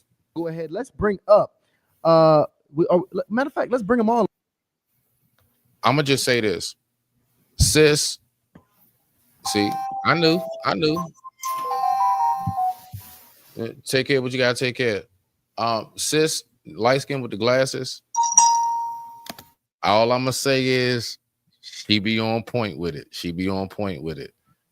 I like be focused in on when she talk. That's just me personally, but I'm focusing on everybody because it is absolutely a very much so profound discussion to have. Let's keep on rocking out. I digress. My mic is muted. Thank you all for tuning in to Smitty's Corner. The time is right now 8 p.m. on the dot, East Coast Standard Time. This is the weekend of love. And if this is the weekend of love, let's just stop talking about love itself. Let's talk about the things that break it down. Let's talk about the things that build it up. Let's talk about the things that keep it going. Let's talk about the things that we don't understand about it. Let's go. Let's educate ourselves. Hold up, Lano. Bring everybody up backstage. Everybody turn your cameras on. Bring everybody up backstage. It looks like we got 3 Somebody said, oh Lord. Harley initiated OGs backstage here. Big facts. Coach Ken Canyon. Anita is backstage. Tara is backstage. I love the setup. So let's go ahead and get to it. I'm gonna go ahead and fast forward a little bit. Let me see what we got. All right, hold on. Three episodes. Three episodes. Hold on. Having a lot of different opinions. A lot of people. There we go. I just want to get past the formalities. You know how they be greeting everybody. Let's get right on to it. I ain't gonna hold us up on this one. Was saying they knew this was gonna happen. People shouldn't have been listening to tonight's conversations in the first place. Right. And other people are saying, you know, there's actually a space for platforms like tonight's conversations, where people who are even single can and should have a voice to talk to other singles, as they can meet them where they are, if you will. So my question for us tonight, for the panel tonight, when he asks this question, I want you to go ahead and respond first, Native, and then we'll listen to what the panel has to say, okay? And we don't have to be so clean about how we conduct this. Y'all can just jump in and we can talk. We all just kind of chilling with the family tonight. We having a good conversation. Y'all, who is truly qualified to be giving relationship advice out here? Native. Native. Can you hear me? Yeah. Now I can. You was on mute. It's okay. Okay, good. There you go. Uh-huh. Well, This is the meat and bone. This is that meat and bone. Yes, that's actually a great question. Okay, so qualification. Who's qualified? Okay, so let's actually look up the term. But not even just that, right? Not even just who's qualified. No, my question more than anything is, what qualifies one to be? What qualifies? Not who. What are the qualifications? You must have this, that, can't have this, that. What are the you cans and you can't? That's what I want to know primarily more than anything. Let's keep on going. But go ahead, Rock. Yeah. So that's actually a great secondary question. All right. So you said what qualifies? Okay. So the definition of qualified means officially recognized as being trained to perform a particular job, certified. Okay. So if we want to say what qualifies, okay, so basically it says that you are trained in this particular area. I guess you are someone that's well studied, someone that's actually had practical use of it. Obviously has some man hours, right, in it. So I guess that would, based per definition, that would qualify someone. So if we're talking about relationships, it would have to be someone that has time in relationships, has performed in them, has studied it. We will want to. You would want them to have some type of success. Obviously, whatever our benchmark is, if you haven't met that benchmark, then obviously you have been in a situation where you have failed. But if you're still moving in that direction, you have failed, but you're back on the horse. You see what I'm saying? So if somebody would ask me, Truth, do you think you're qualified to give advice about relationships, right, or even marriage? So I would say subjectively, yes. And what I mean subjectively is if the information that I have can be beneficial to you, then that means I'm qualified to give you advice. So let's say you are, I would ask them, do you believe that if right now I'm not married, but I have been married, for you, would you take advice from me about marriage? So then it would be a yes or no answer for that question. If they would say yes, then I will provide them with my experience. I was married for 4 years. I will explain to them what happened, what I learned, and where I'm currently at. And do I still want to be married? The answer would be yes. Am I currently married now? The answer would be yes. And how is it looking from thenceforth? And then I would explain to them what I'm doing differently compared to then, how I have made my progress, what type of man I am now, what I consider myself a man back then versus till now, how am I as a husband and a father from then until now, so on and so forth. And hopefully that can provide them with some tangible methods and some sense of purposeful application that they can apply to their life. Then they can then determine, say, hey, I would then deem Truth qualified per his information, or if Truth, I believe that someone successfully married for a long period of time, then I would deem Truth unqualified. And it's both of those are fair. You see what I'm saying? Okay. Yeah, I like both. that. Okay. Nah, I like that right there. I would say this. When it comes to who's qualified to speak about relationships, I would say honestly, in a nutshell, to make it very, very simple, he and or she who is at least balanced in their life. I would say one who doesn't sway too much one direction or the other. As long as you have a balance, I would say that's the best thing for whomever it is that you're going to listen to. Now, mind you, watch this, people.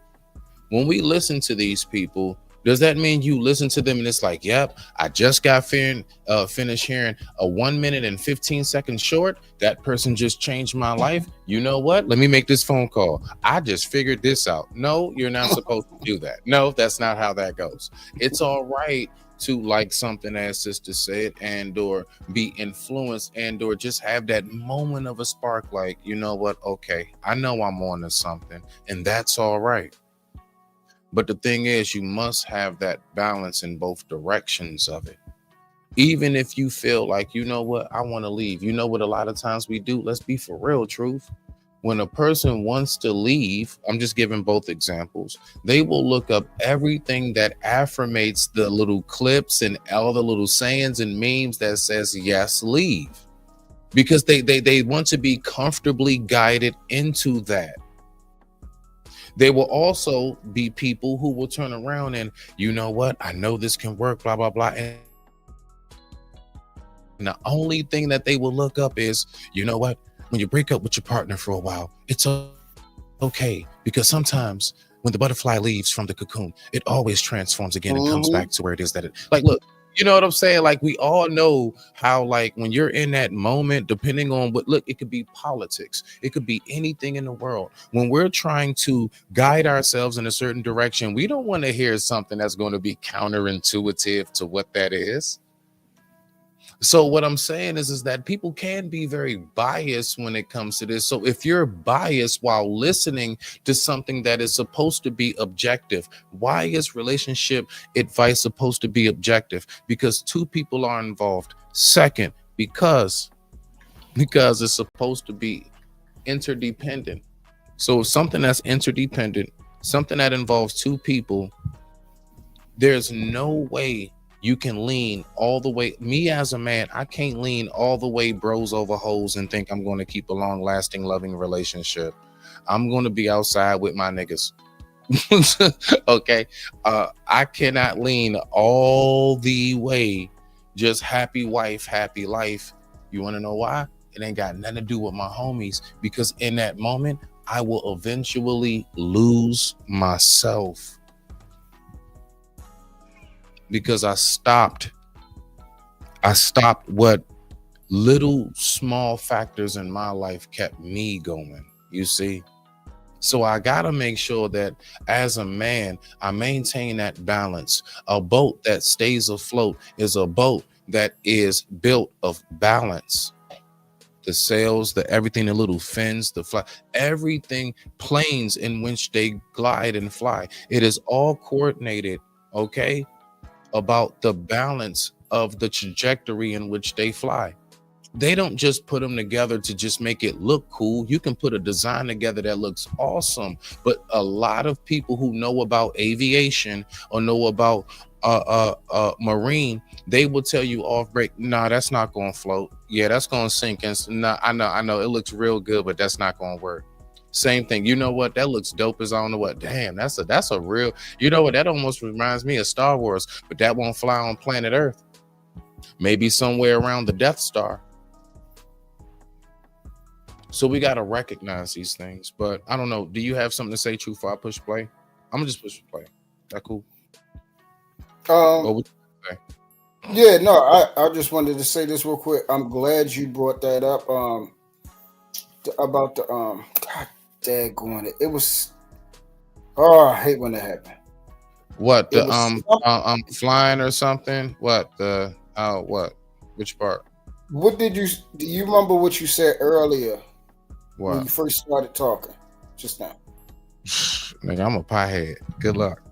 God, dang it, I had it and then oh my goodness, because it was so I'm messing important. with you. Man, Dude, but I don't know which, like, what do you mean, like which beginning part of like what I just said? yeah, like when you was just talking, like through your whole soliloquy just now. Let's go back right here and let's just hold on. Oh Let me yeah, I see. forgot we would rewind it. tonight for the panel tonight, and we don't have to be so clean about how we conduct this. Y'all can just jump in and we can talk. We all just kind of chilling with the family tonight. We having a good conversation. Y'all, no, I was who's talking truly about you. qualified to be giving relationship advice out here? Yeah, we was talking about who's qualified to give the advice. Yeah. Yes. And I was basically speaking about as far as when it comes to giving advice, you knowing like what was it I said? Hold on. God dang it. See, now that's like a yawn. It's like you yawned over the panel. It's contagious. God dang it. I was saying I was speaking about how when he said who's qualified to speak about relationships. And I do remember I did the closest I can get to it is I started off saying, look, whenever we get into relationships, we get into whatever it is we're getting into, there's a lot of got it. I got it now. That's not I got it now. it either. I was about to say something from earlier. Yeah, I got it now. All right, so Man, hurry up and go. yeah, the key thing that you everything you said was great, but I really hope people heard this part. When you said we tend to go looking for answers that sway our bias to the direction that we want to head in. If we want to break up, we look for things to convince us to break up. If we want to stay together, we look for things that will convince us to stay together. Yes, If we yes, want to blame the yes. man or the woman, we look for things to convince us that they are in the wrong or they're in the right. And that is so important that you brought that up because that is so deadly and destructive. And I pray that if any of those people out there, if you have done that, because I have done that, I can be honest. Yeah. In past times, I have Yeah. done it. And Yeah. it is destructive as hell. And I had to realize what I was doing because you don't even know you're doing it. That energy manipulation thing that you send out something, that fishing line is going to come back and smack the out of you. So please be careful of doing it because sometimes you don't even know that you're doing it. And I can be honest. Man. I have messed up time and time again. And honestly, I could say that is why I've been succeeding now. You see what I'm saying? So. Nah, you got a point there. Let's get back to the video. I'm telling you, because we got a lot to unpack. We got to let this play. This panel is really going to open up this discussion because it's different views. So let's go. Don't get me started. No, we need that. I'll kick it off. First of all, I really feel sorry for what Keita went through with her situation. That sounds terrible. And that, as a therapist, I really truly hope she's getting counseling. What I will say first is I'm glad that people are at least trying to help one another. I will always give kudos to anybody who feel like they're starting a platform or doing something just like you guys who want to at least try to find a solution to a problem. And dating is a major problem, especially in our culture. So first of all, let me start there, because even the platforms that are getting started at least bring on some good people to even give the answers. Like yourself, Brother Truth, here on this platform, like Sister Lola, like Sister Tika, who's been here, absolutely, like Sister Raw, like Brother Cell, like Brother Bolo, Brother AC. You understand? It's been a number of people who have come up here and they gave such awesome, wonderful feedback. And I know exactly what she's talking about. Now, I'm only speaking about my platform personally, the people that I've seen come up here. You understand? And I absolutely respect and appreciate every last one of you for your contributing factor to what it is that you obviously see that I'm trying to build over here. And that's some civil discourse, because the fact is, you can just turn the internet on. You don't even have to type it in. Do we not just go to anything from an Instagram to YouTube and just either like naked or like, you know what I'm saying, ignorant, somebody being done wrong, somebody laughing about something that they shouldn't be like we got enough of the ignorant stuff, right? So somebody has to be that change of voice, bruh. I know it's not the funnest and the coolest all the time. I know it's not as lit and y'all want to hear somebody yelling, but let's be for real. You can click up off of here this very second, go smooth to another place and go right back into the mess. This right here is your place of cleansing. Just for a moment, just cleanse for a moment while still being entertained and still being educated. Let's keep on rocking out. That is my purpose. If you hadn't started your platform as single guys, you wouldn't bring people on like myself or like the experts or the married who really can give you all good advice. So let's start there with the good. Now, here's the other issue. When you're trying to accomplish something, the best people for you to get to help you accomplish that are those who have actually accomplished what you're trying to get. I think I say it all the time. I did a short about that, as far as I talked about it many times, you know. When it comes to, like, I notice, Truth, I don't know, I'm not asking you to back me up. I'm asking you to give me your view behind what I say independently, which I know you will do. I noticed that this space is filled with people who love to speak about relationships and how they should work and what is messed up. But majority of the people if we took 100%, I would say it's an 80-20. I would say only 20% of people are actually in relationships and married. And I would say even then, only a 10 to 15% of them are actually happy in it. And then I would say the other 80% are just single people that love to just talk about something that they have no idea of because they never truly experienced it. It's a whole bunch of people that love to talk about love and never really known what it's like the real deal go through the hell and back, the heaven and forwardness of what love consists of, the everything that is involved with what we call LOVE. Truth, what you got before I push play?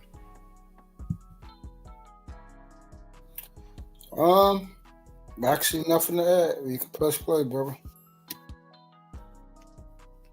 My G, I digress. My mic is muted. Let's keep on rocking out. He even said it before. She said it in her statement. A lot of the single people are in the same boat trying to figure something out. If you're trying to get somewhere, get over. I gotta play that again. I have to. A lot of single people are what? You know, Anita's divorced. You know, Tara's a married woman. Ken is a man who want to at least try to find a solution to a problem.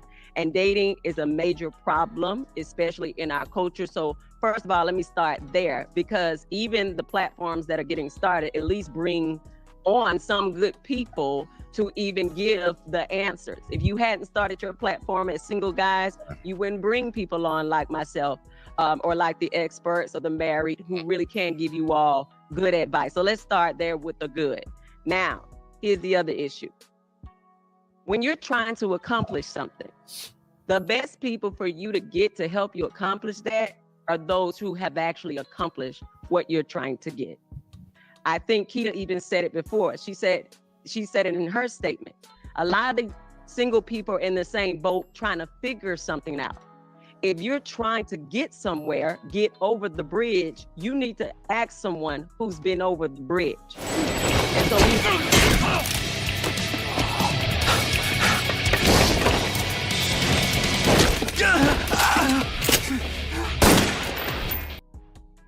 She killing it. Straight killing right now. Killing it. we have a lot of people giving a lot of advice on marriage and long-term relationships who have never been successful in it yet. You can probably, though, give me advice on what not to do, what you have experienced, but it's only going to be up to a point of your experience. It's not going to be complete. Because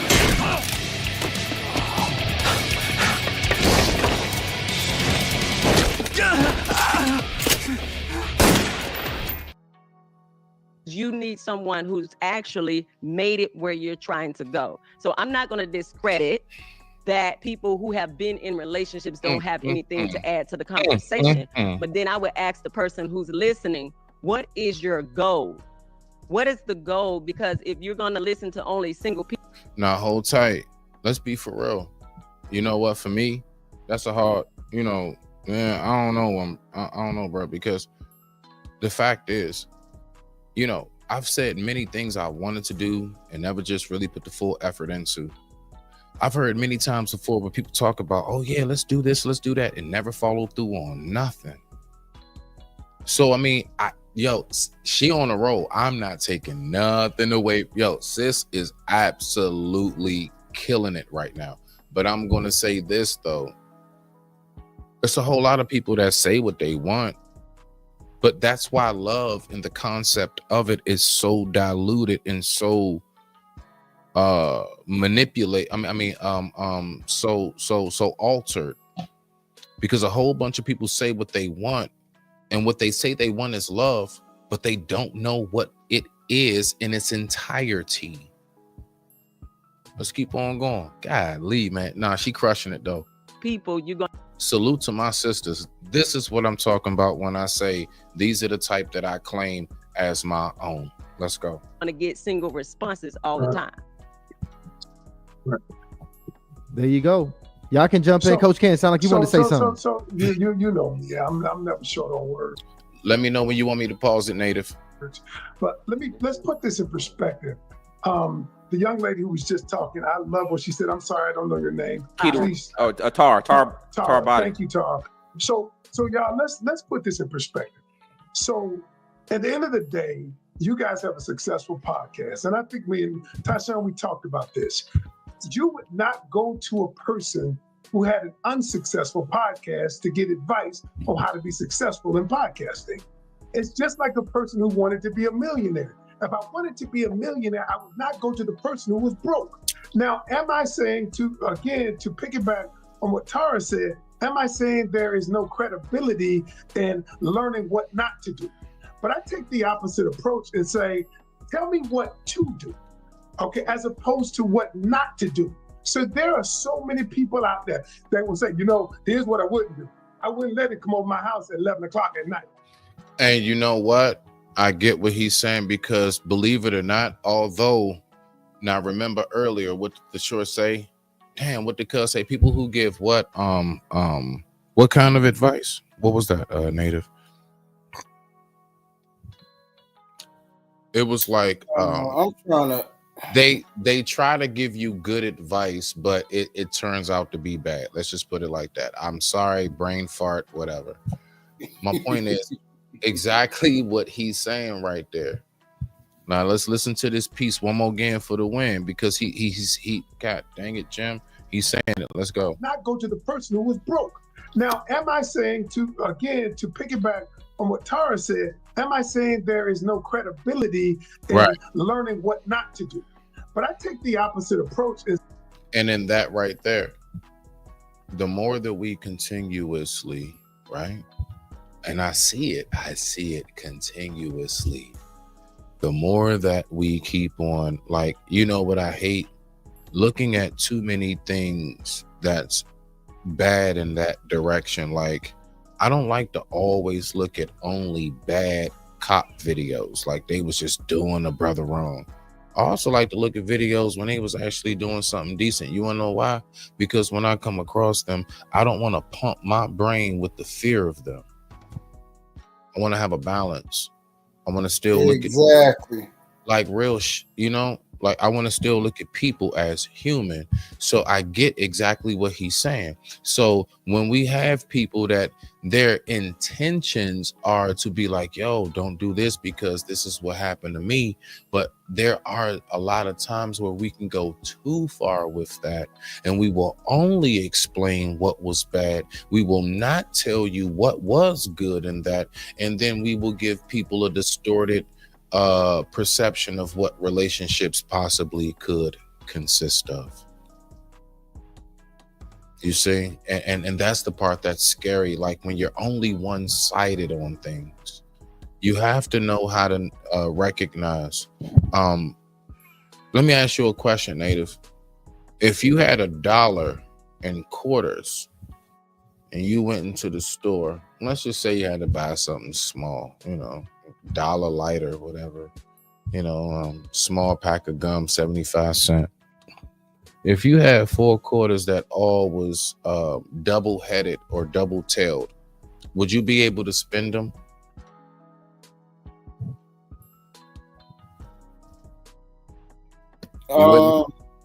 If all the coins, if you had 4, right, that had heads on both sides or tails on both sides, could you spend them? No. Why? Because it would deem it as a counterfeit. It would be deemed as counterfeit. It would be deemed as fraudulent. So watch this. Giving relationship advice. If you're all the way one side, if you're all the way heads, if you're all the way tails, it's fraudulent. Yep. Let's go.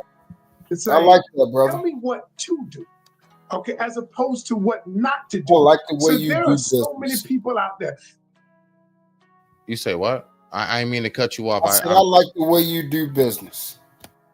Much respect to you, my brother. And listen, I invite you up and give you intros because I respect you just the same.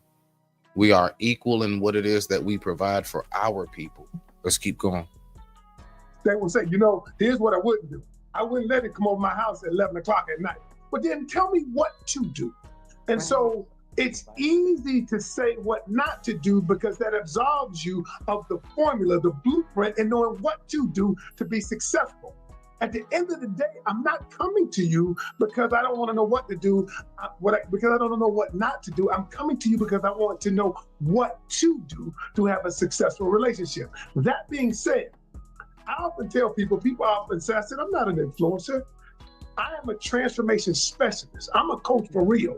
Even when I'm on TV, I said, I don't play a coach on TV because I transform lives. What makes me an expert, not only are the results, the damn results make me an expert. I'm trying to figure out at what point in life did we get to where words speak louder than action. We really are in a state, in a place where you really can just say something, have enough fluff, have enough great background, have enough great, wardrobe, whatever it is, or let's say visual influence as far as like your lifestyle. You always take trips, you always here and there. Whole T, you ain't really worth nothing. I'm not saying all. I'm saying just that happens a lot. There are so many more stories of people being fraudulent and what it is that they speak about than there are of those who actually walk what they talk. What's your thoughts on that, Native? It's your turn.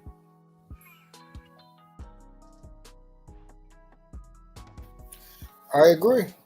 I agree with your sentiments. That's all I can pretty much say. You making me feel bad right now, sir. Because you got it all right. Like, it's not. See, That's what I don't. No.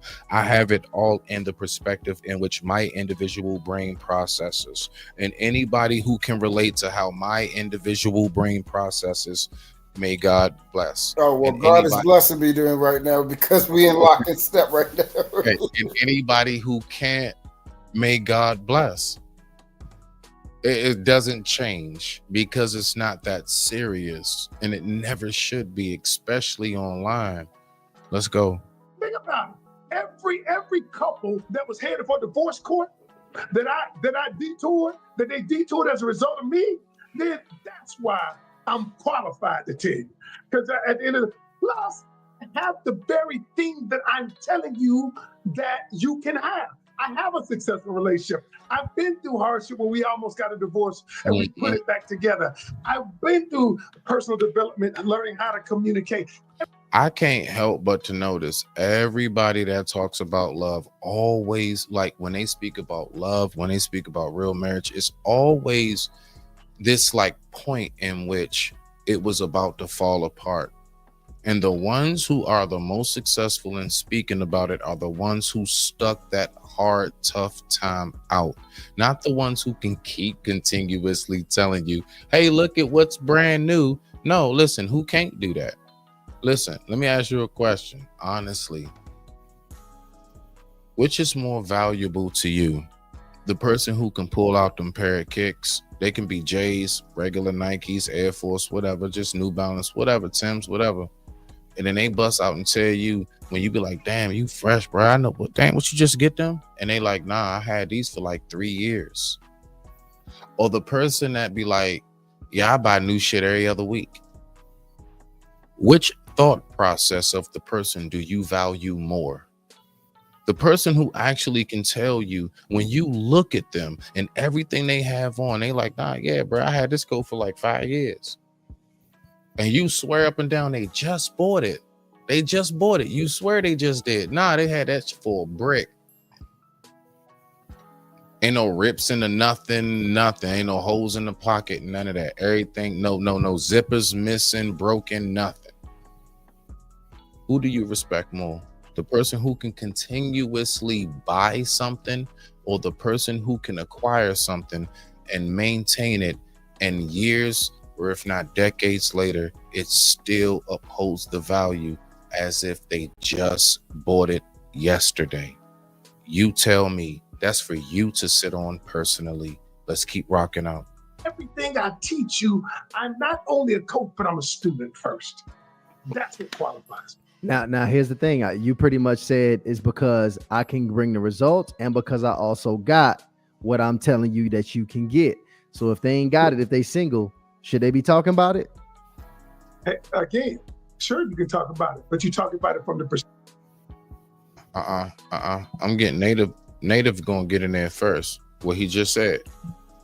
Should they be talking about? Yeah, I'm gonna get you up in there first, Mr. Married Man. Single folks, all right. Those of us who are involved, but not in a relationship, but we know where it's going. Like we ain't stupid. We know what it's about to be, but we actually in a very mature way, we pace ourselves and we're not so eager to blast everything, right? What's your take? So it goes right back to what I was saying from the beginning. If you have experience, and like you said, and you ain't one-sided, and you're not looking for your ears tickled, and you're not looking to tickle nobody else, then yes, you are very qualified, because that means that you had, and I will say this, if the way you explain how the end result looks, if you can give me a detailed description and it matches from what I've seen as not just what we would deem successful marriage, but a complete moving in the direction of completion, then I would say that yes, that would be good enough for me. For me, though, it would be good enough, but I've been blessed enough that I have had 2 great examples of how marriage should be. And this is why when we have these conversations, I don't want to hear, oh, it's never going to be perfect. Oh, it's got to be this and that. I don't want to hear it because I've seen it. We got to stop this thing about that it always have to be screwed up. It always have to be dysfunction.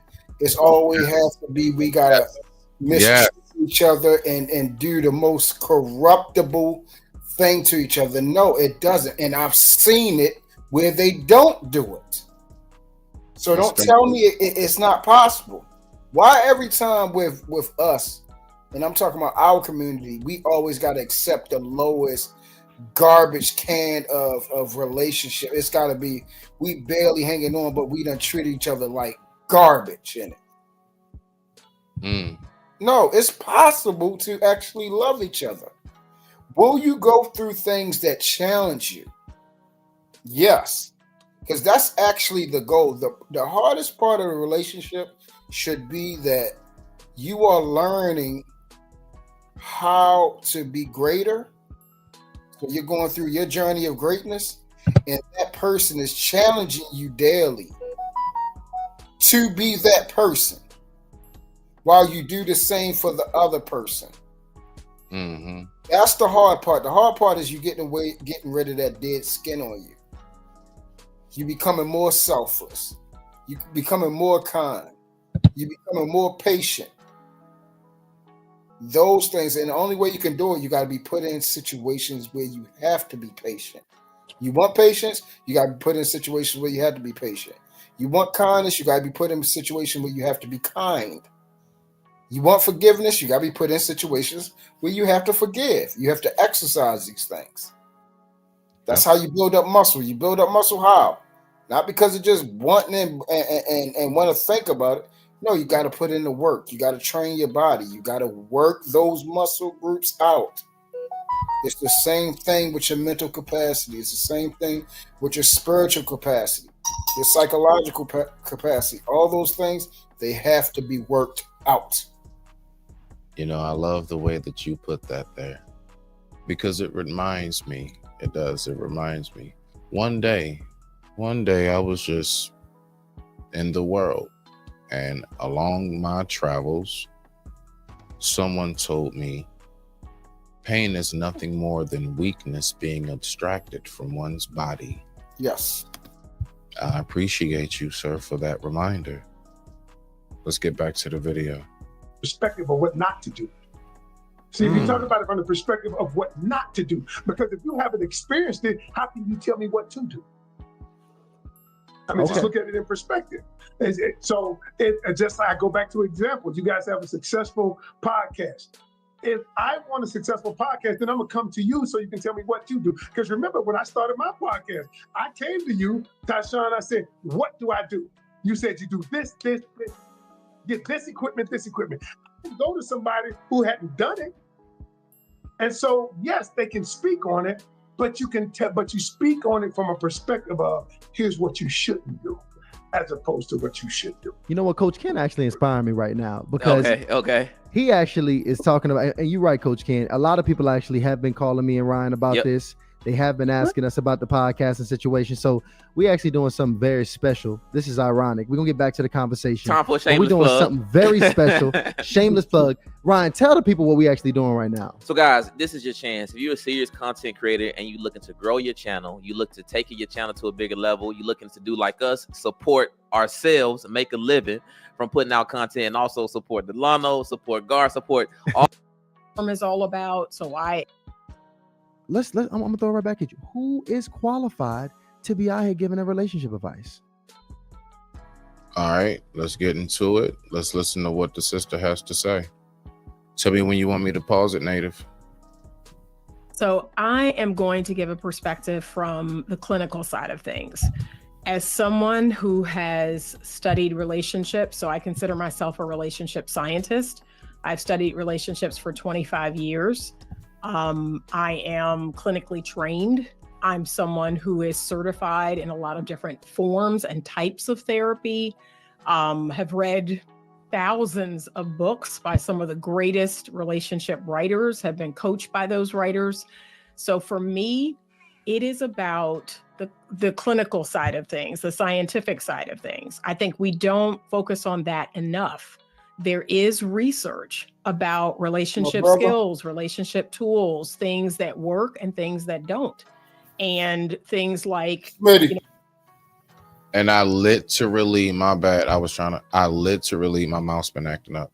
I literally was talking about that just a night or two ago. If anybody on my last, maybe I think like before last live, I said, I want to make sure, I said, I notice how we always talk about who to point the finger at, what's wrong, but I don't think we ever really dive into why did he or she respond the way they did. Nobody wants to go into what I call consistently the undertow. Yes, there is a surface. Yes, you heard the words. Yes, you saw the action. Do you actually get why whatever just happened in your face, do you really understand why it took place? Go ahead, Native. I digress. My mic is muted. Yeah, I just wanted to say this. Ladies and gentlemen, when you come in contact with this type of creature right here that we're looking at, I want you to run like hell. She is about to give you all the type of advice, excuse my French, to absolutely fuck you, your relationship, the person you love, and your life the fuck up. That's all I have to say.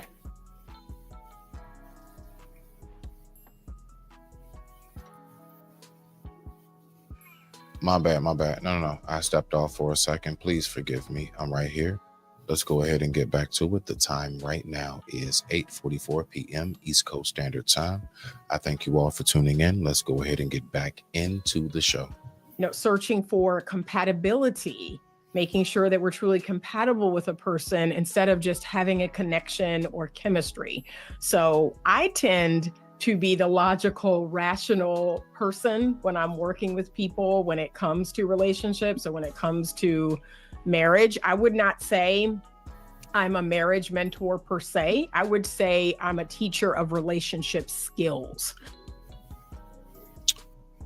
I actually like the way that she puts it, more so because it really alleviates you from being declared exactly what it is that people are trying to declare you to be. So I like that a lot better, because let's just be for real. In this day and age, see, what it is that she has adapted and adjusted, and she is responding accordingly from what I'm hearing. Why? How do I know this?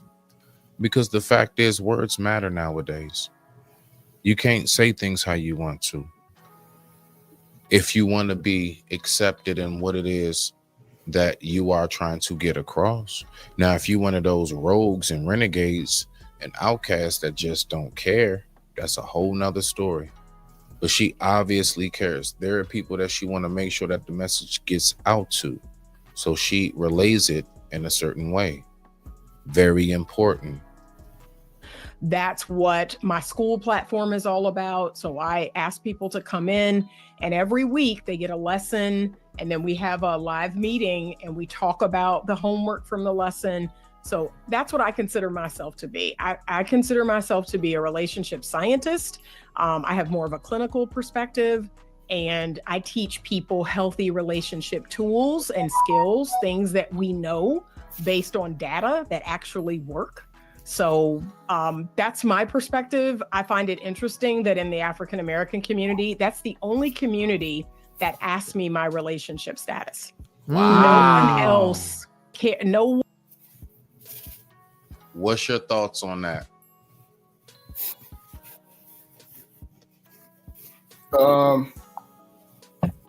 No other culture asked her about relationship status. And I know why they say wow the way they did. It's because in most places, in most other cultures, it's more so normal. They don't ask because, you know, it's typical to be with somebody. Nobody asks you, do you have a foreign car in $1 million gated community? You're in $1 million gated community. Of course, we all have some kind of foreign. See what I'm saying? So I just want you to peep that. What's your response?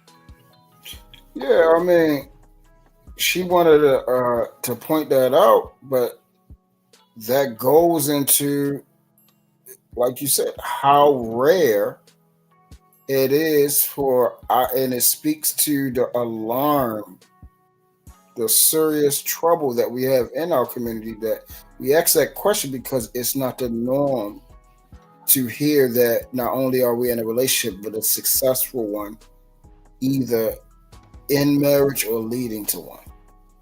So that's like, it's a constant question, because we want to know, is somebody finally in the direction of success and completion? Or is this person someone that's just talking? Because that's the normal ones that we got. We got people that we got a whole bunch of opinions and a whole bunch of mouths open. Wow. Too many chiefs, not enough Indians? Yes, sir. Okay. One else asked me that question. Why do you think that is?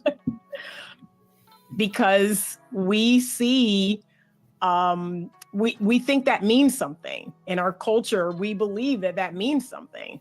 That if a woman specifically is married and has been married a long time, that we make that mean something. And I'm not saying it means nothing. However, they are willing to forego my clinical training. They're willing to forego all of the hard work that I've done to learn about relationships. They forego 57 years of living and being in relationships, being married, dating, you know, they throw all that out.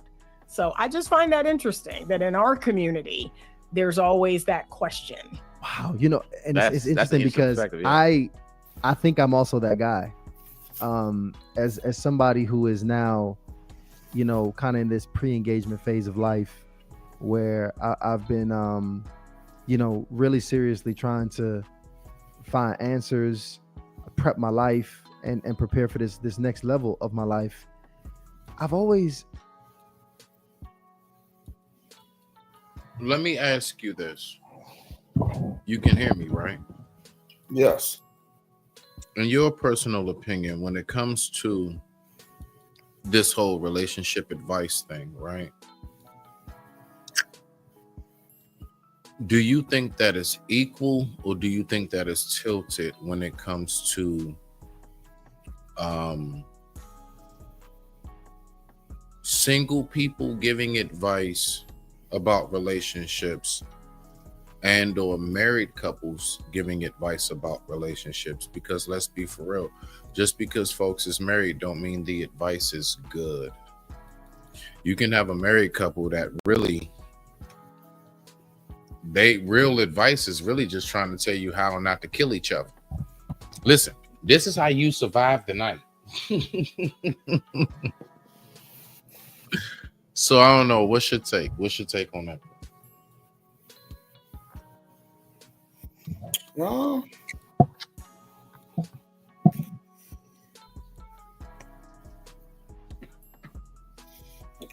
I mean, it still just leaves, like, runs back into the situation.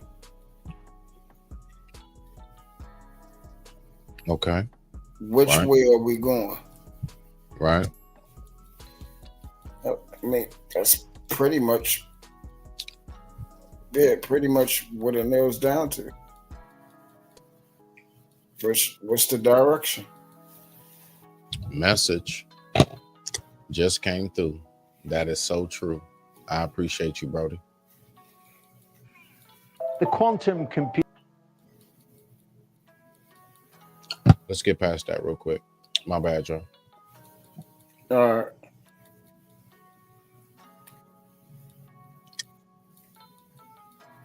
Okay. There we go. There we go. Let's get back to the video.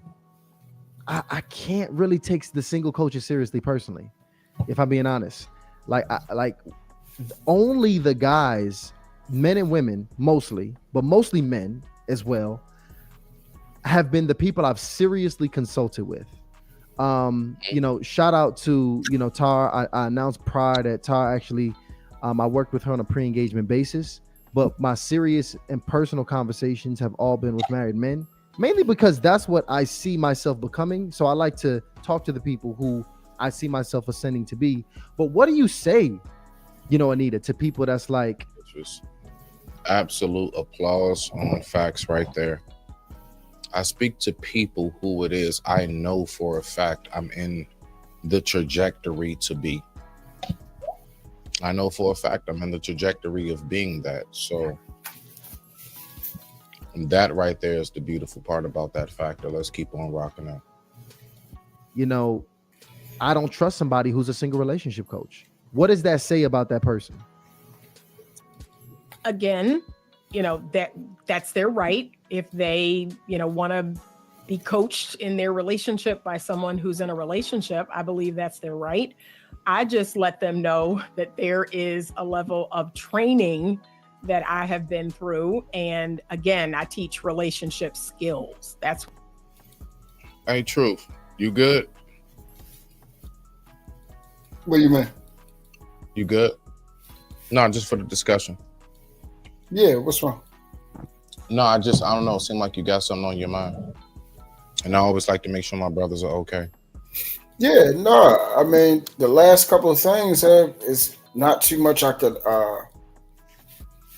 not too much to add. Don't worry, once something come up, I think something about to come up, especially with this one. You saw how I felt about that. All right, got that. Okay. I'm waiting. Mic is muted. I thank you for Let's go ahead and get to it. Okay, cool beans. All right. Let's go ahead and listen. What I primarily focus on is based on the data, based on, you know, being certified as a Gottman therapist, based on Imago, based on ACT, based on DBT, based on all these other, you know, wonderful theories that have science behind them. Yes, these are the things that happy, healthy, long-term married couples do. These are the things that people who eventually get divorced do. Like, we have science, we have data. I don't understand why we don't use that. Okay. You know, this where I want the whole panel to kind of jump in and really have some fun here. So y'all don't have to be so diplomatic and, you know, kind of wait in line like we, you know, at Wendy's or something right here. We can all kind of jump in and give our thoughts on this, because I got some married folks on the panel. You know, I got single Kojo already introduced herself as well. I want y'all to all jump in here and give me a take on this one. I mean, do you guys, because right now we're talking to our community. We're talking to our community of people, everybody that's in the chat right now, close to 1,700 people. Mostly, I can imagine many of them want to improve their relationship lives. They'll be looking for and probably have looked all around this space that is growing. More people buying microphones, more people starting podcasts. It's a growing world and a growing space. Now, with that being said, let me ask you this, Native. Have you ever heard how it's been said that, YouTube and social media has actually messed up the dialogue, because now everybody, like he said, everybody's able to have a microphone. Everybody has a voice. Do you personally believe? Yes, I know this is one of those like questions, right? Do you believe everybody should be allowed that microphone? And you know what I mean by allowed, not strip them of their American rights, but should everybody be talking? Hell no. And that's my point. Heck no. I'm sick and tired of it. It's actually too many people. That was my my last premise. People open their mouths. Not enough listeners, like you said. Too many chiefs. Mm-hmm. So they want to give their opinion. Everybody got an opinion. Everybody got an asshole. You see what I'm saying? So they want to give their advice and opinion, and opinion is not a fact. It is not the truth. And it's not sustainable for another person to take on that as some substance and advice to use in their life, because it's just an opinion. You see what I'm saying? It's something that is almost like emotion. It's fleeting. I'm just giving my thought. That it's like opinions. I'm giving my thoughts on something. I'm not telling you, hey, this is actual advice or a way for you to choose and then move in that direction. Like this is not a constructive. What's the word? It's not a constructive. I would say plan of attack. Like if I'm laying something out, like objectives. Opinion is not an objective tool, I would say. Okay. It's really useless. It's somebody just come on, and that's what YouTube is. It's just a whole bunch of opinionated thoughts and feelings. Nothing tangible, nothing I can use, nothing that can help me. So somebody like we need to limit the amount of people speaking, and just because there is a constitutional right to speak, right, you got to start understanding. Just because you can, it was an old saying on Jurassic Park, 1992, the first one. Dr. Ian Malcolm said, "Don't you think that's the problem? The doctors didn't stop, wasn't worried about if they could. They didn't stop and think if they should. They was too worried about if they could complete it, if they could bring these dinosaurs back, but they wasn't thinking, okay, we can do it, but should we do it?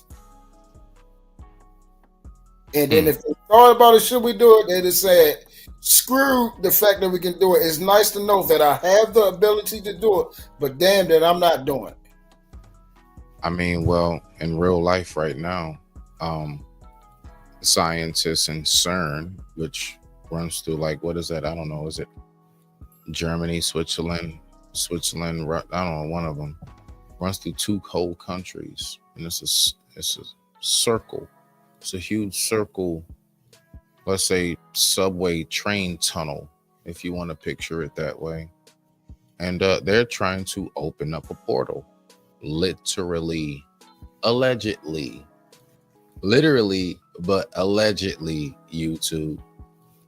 Allegedly, they're trying to open the portal. So I'm just saying, as far as I get you on that, should we try to open up gateways to other dimensions? Even though we may be able to accomplish that form of technology, should we? Will we wound up opening something we can't close? Because see, think of how long it'll take for us to open that. We ain't figured out how to close it, so Lord knows what's going to reap through there. But I ain't going to get off topic. Let's keep going on. Information. What do you guys think about, relationship coaches that might be single, and whether or not they should be, where they should stand in the space as being qualified to give advice? I'm going to come back around because I have actually, went to school, got my degree in counseling as well. And also being a wife, like I said, for 19 years, I have a different take on a lot of things. I think it's up to the individual and what they're really trying to achieve, because anybody on this panel, based upon what they said, can give some good relationship advice. I think it's what that person, that client is comfortable with. I had, been doing great in my practice privately in Florida, minding my own business. The reason why I came out and started doing a podcast is because I kept seeing or hearing in the counseling space the same issues. Yo, I literally have said that myself. I came to these spaces primarily because I kept, like, in a particular topic of life, and a few others, I kept hearing the same narrative being pushed. And I was saying to myself, like, oh man, this must be my call right here. Like, all right, I know.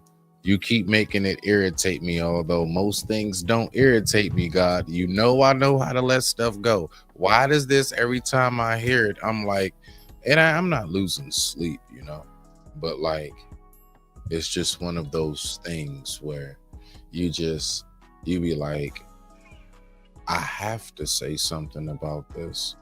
And so then you find yourself slowly but surely in that space of what it is. And that's something I recognize definitely. What's your take on that, Truth?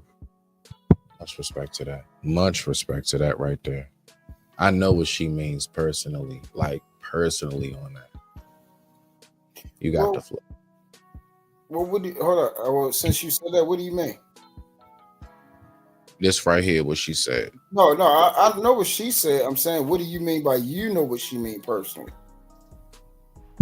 When I came, she said, I was just being a doctor. Like, basically, I was just in the regular world with this. Mm-hmm. I came here because I continuously kept observing the space, and I started to recognize it's like this one-sided narrative, and it's like, it's too many times I'm sitting back and I'm listening like, that's not what it is. Why do you get on this link? How does this thing work? What is this called? StreamYard? Yes, that is how all of that worked out. Yes.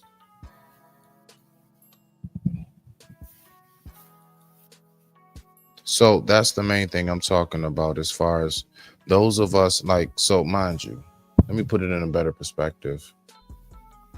Not everybody's here for clout. Not everybody's here to get recognition. Some of us genuinely came into these spaces that we see everybody talks about keep it 100. What's real? Everybody talk about keep it 100, but majority of the conversations is only 25% of the damn truth. That's what I'm talking about right now. I'm talking about how there are those of us who just sit back and we're the ones who was observing, like, from the real life perspective, and just one day, not all of us, but just some of us, one day we was like, you know what? Let me go talk to these folks. But you know what I wound up noticing that happens? Watch this. A lot of us have digressed and muted our mic from these spaces because we came up here genuinely, truly to just give a real life perspective.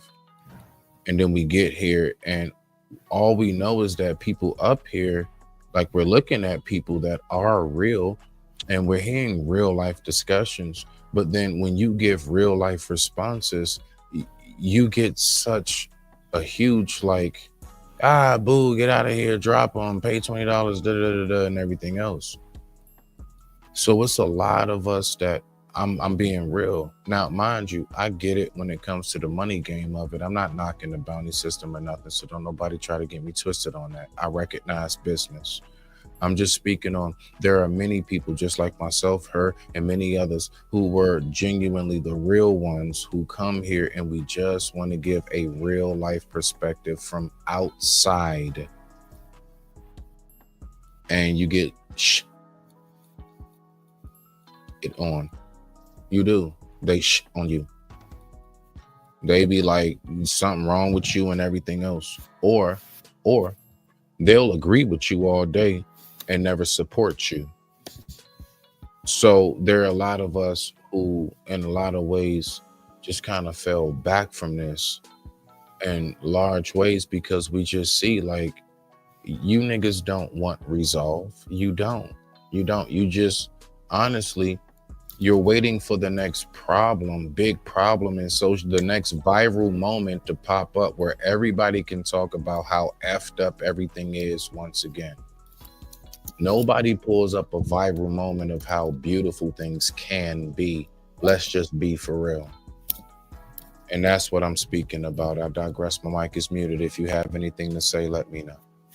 Yeah, I mean,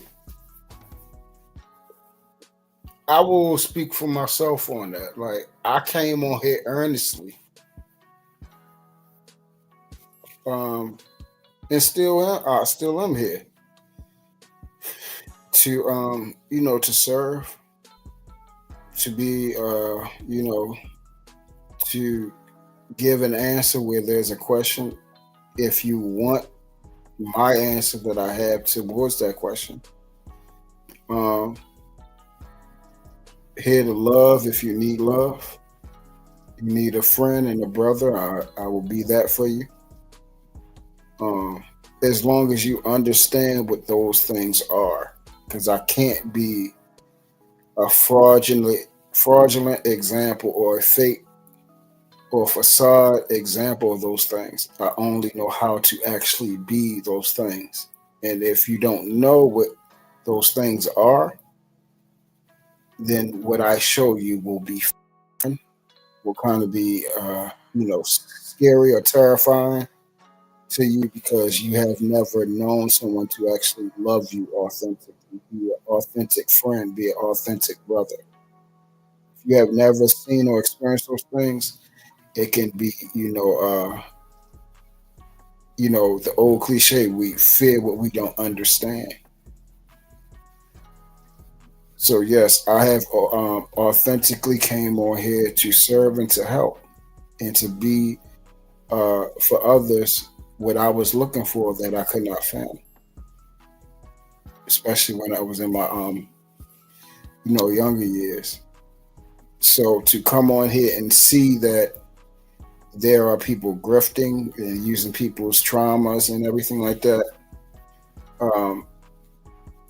it didn't shock me because I seen the world as it is now. But I'm just amazed at how bad it is. It's even worse than what I thought.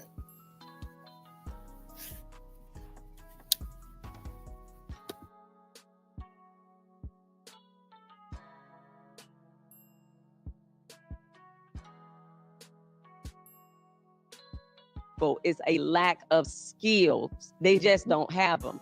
And I think a lot of people, to me, sometimes, not anybody here, the podcast can be more about entertainment and opinion, but not practical skills to facts teach people. Those that work in the clinical field, we're actually coaching people, doing workshops. I have a wives boot camp because I don't want to come out and just be a talking head saying you should do this, you should do that. I tell the women, come into a workshop because I actually have to walk you through a change of perspective about what it means to be a wife. I have to explain to them some of the things that I have been through as a wife and skill sets I had to take on and things I had to do to be successful. So you have the talking heads, and then you have those of us who are actually willing to do the work and teach. Your podcast, unless you're talking to somebody one-on-one or you have a class with actual curriculum, you're just entertaining. Where's the lie? Where? None at all. Where's the lie in anything she just said? Let's go. And so for those who are trying to get actual skill sets and be successful in their marriages and relationship, it goes beyond just somebody who's talking. So that's the only thing I say is the responsibility is on the person who comes out here and says they're an expert. Let me tell you something. You ready for a quick story time truth? You ready? Yeah. All right, so here we go. All right, follow me now. I'm gonna push play on what she just said. It's on the responsibility of those who choose to put themselves out here. So there came a time where it's judgment, and it's time for God and the angels alongside to make judgment. And there are three that are called up front and the very, very before anybody else. Those three are the preacher, the warrior, and the wise man. So the preacher is called up first, and God asks, I gave you the gift of my word. What did you do with it? And the preacher says, I used your word to heal your people in your name. And then the angels respond, he lies. He lies. He only used your word to gain money and for his own self-benefit. We know what happens then. The second one called to account is the warrior. And God asks, what did you do with the strength that I gave you? He said, I used it to fight in war and battles to protect your people and mine. And the angels respond, he lies. He lies. He only used his brute force and muscle and everything that he had so that when he passes away, he can be called valor. There will be statues made of him and he will forever be remembered. He did it in vain. We know the ending. The last one called to account is the wise person. God then asks, what did you do with all the wisdom that I gave you? The wise man responds, I used it to teach your people so that they may have what it is that you gave me. And the angels respond, you lie, you lie. You only used that wisdom so that people would call you a scholar. You only used that wisdom because you wanted people to remember you as the smartest one in the room, basically. Why do you do what you do? I say it all the time, intentions. Your intentions are the most biggest characteristic factor that will ever come into play with anything that you ever think you consist of when it comes to personality. Is your intentions. Why are you doing what you're doing? What's your take, Native, before I push play?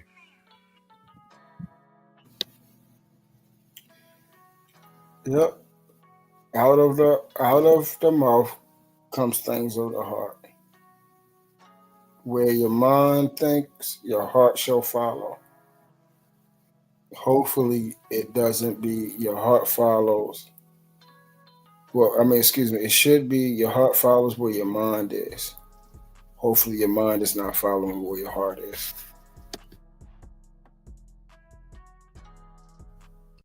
Yeah. Okay. Let's get back to it. What are you doing? What is the product you're giving? Are you actually walking people to a space, or don't call yourself an expert? Just say, y'all, we starting some conversations. What do you think? Golly, she is crud. I'm sorry.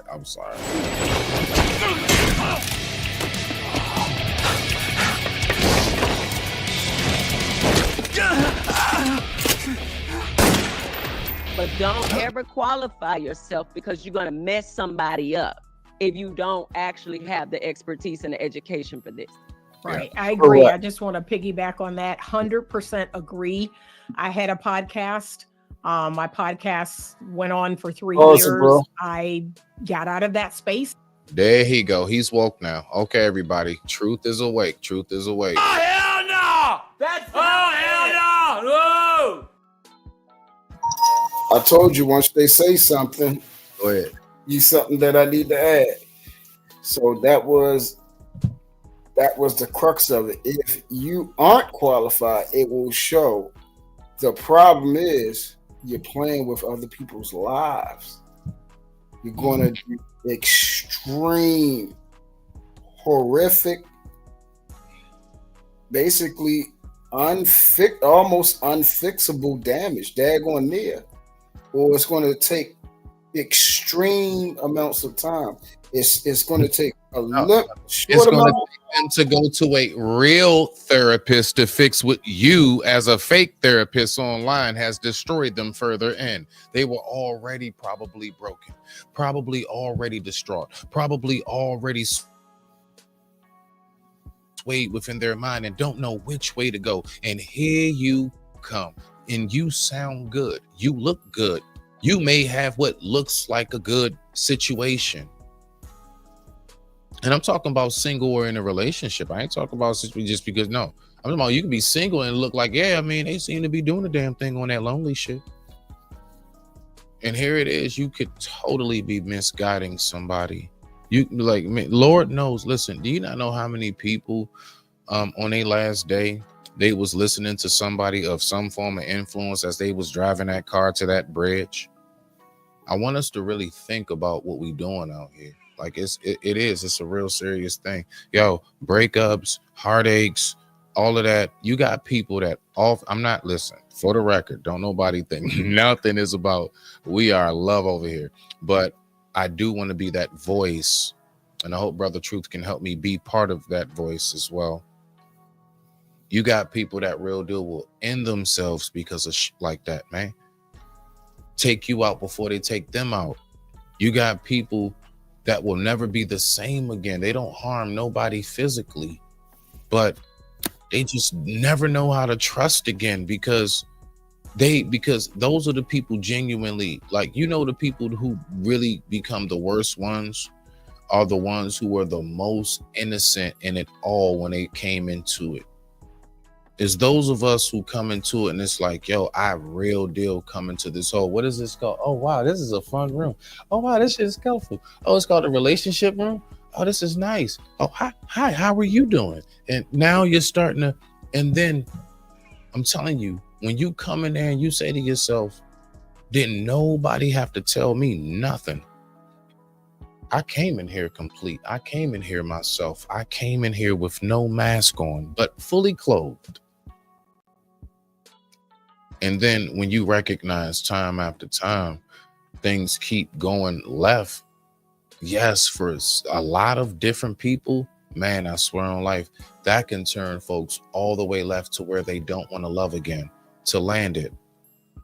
I hear my sisters continuously talk about how men be bashing and so angry. Truth, am I lying? Do we not hear sisters in these spaces talking about y'all men angry and everything else?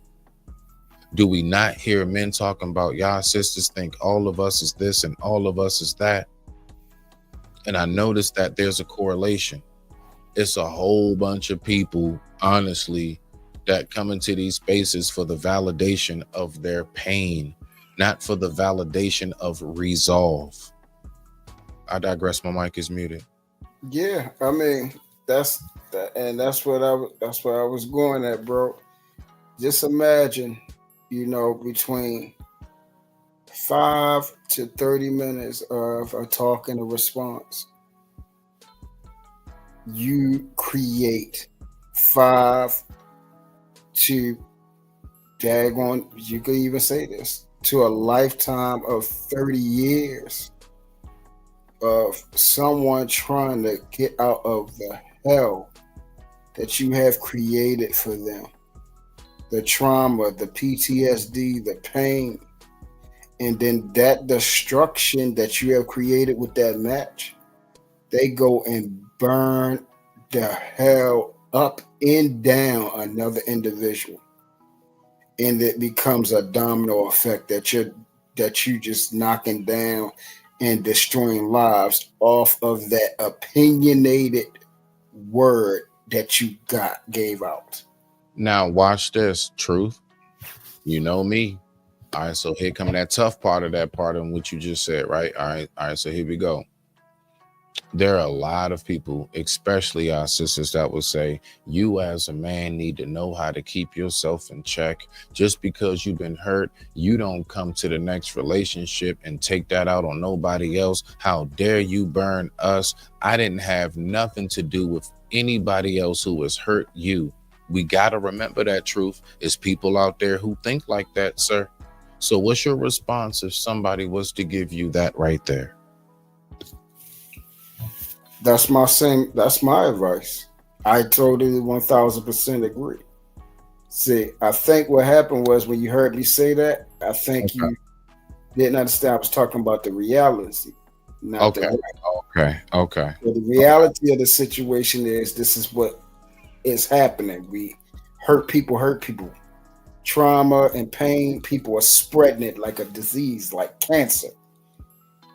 The right thing is to do is, I don't care how long it takes, until you find out what the problem is with yourself and solve that problem, don't you dare go and bother someone else. And that is why it's even more incumbent upon us to make sure, if you are opening your daggone trap, make sure it's solidified with love and daggone near of 100% guarantee, or your money back. I love it. I appreciate you, my G. Much respect. I appreciate you, my G. My mic is muted. And people, told me, what are you doing? This is going to blow up. I got out of that space because my goal is to help people, to give them the skills, to give them the tools. That's why I started my school platform. It allows me to work with a group of people every week, and they're practicing in real time. We have conversations between a man and a woman, on Zoom, and we're all watching it and we're practicing in real time. I'm also focused on changing mindset. Closet, brother. That is super important. When you come from rock out, you got it, Native. See, I told you, once these two started talking, I knew they wasn't a broken home. I hit the button, my bad. Nah, I told you, this is one of them. Like, it's very, I love these because it's very intellectual, but it's not boring. Like, it holds you because it's something that's so prevalent to what takes place with any of us right now, whether you are right now in love, whether you were content in which it is that I definitely am the space of. I'm not in love at the moment, but I love what's taking place. Or if you're just somebody who woke up and, like my doctor said when I went to the office the other day, and I was with my company who chaperone, and walked in and said, "Oh, you guys look cute. Man, I woke up this morning. This was on the 14th, Friday. I woke up this morning and my boyfriend moved out.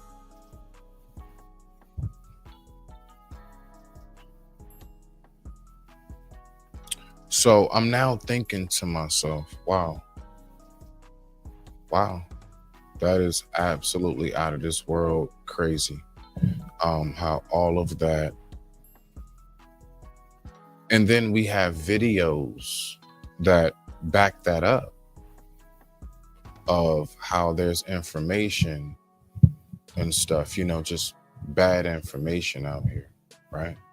But let's get back to the video, Truth. What you got to say behind that? If you do any.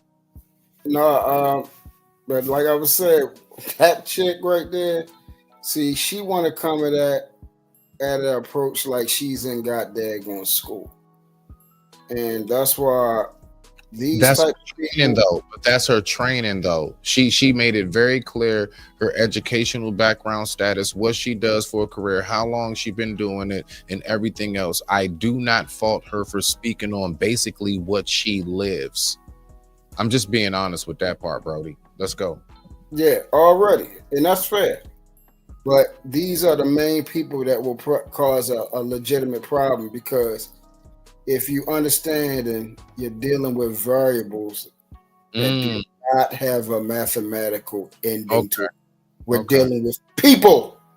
Okay. All right.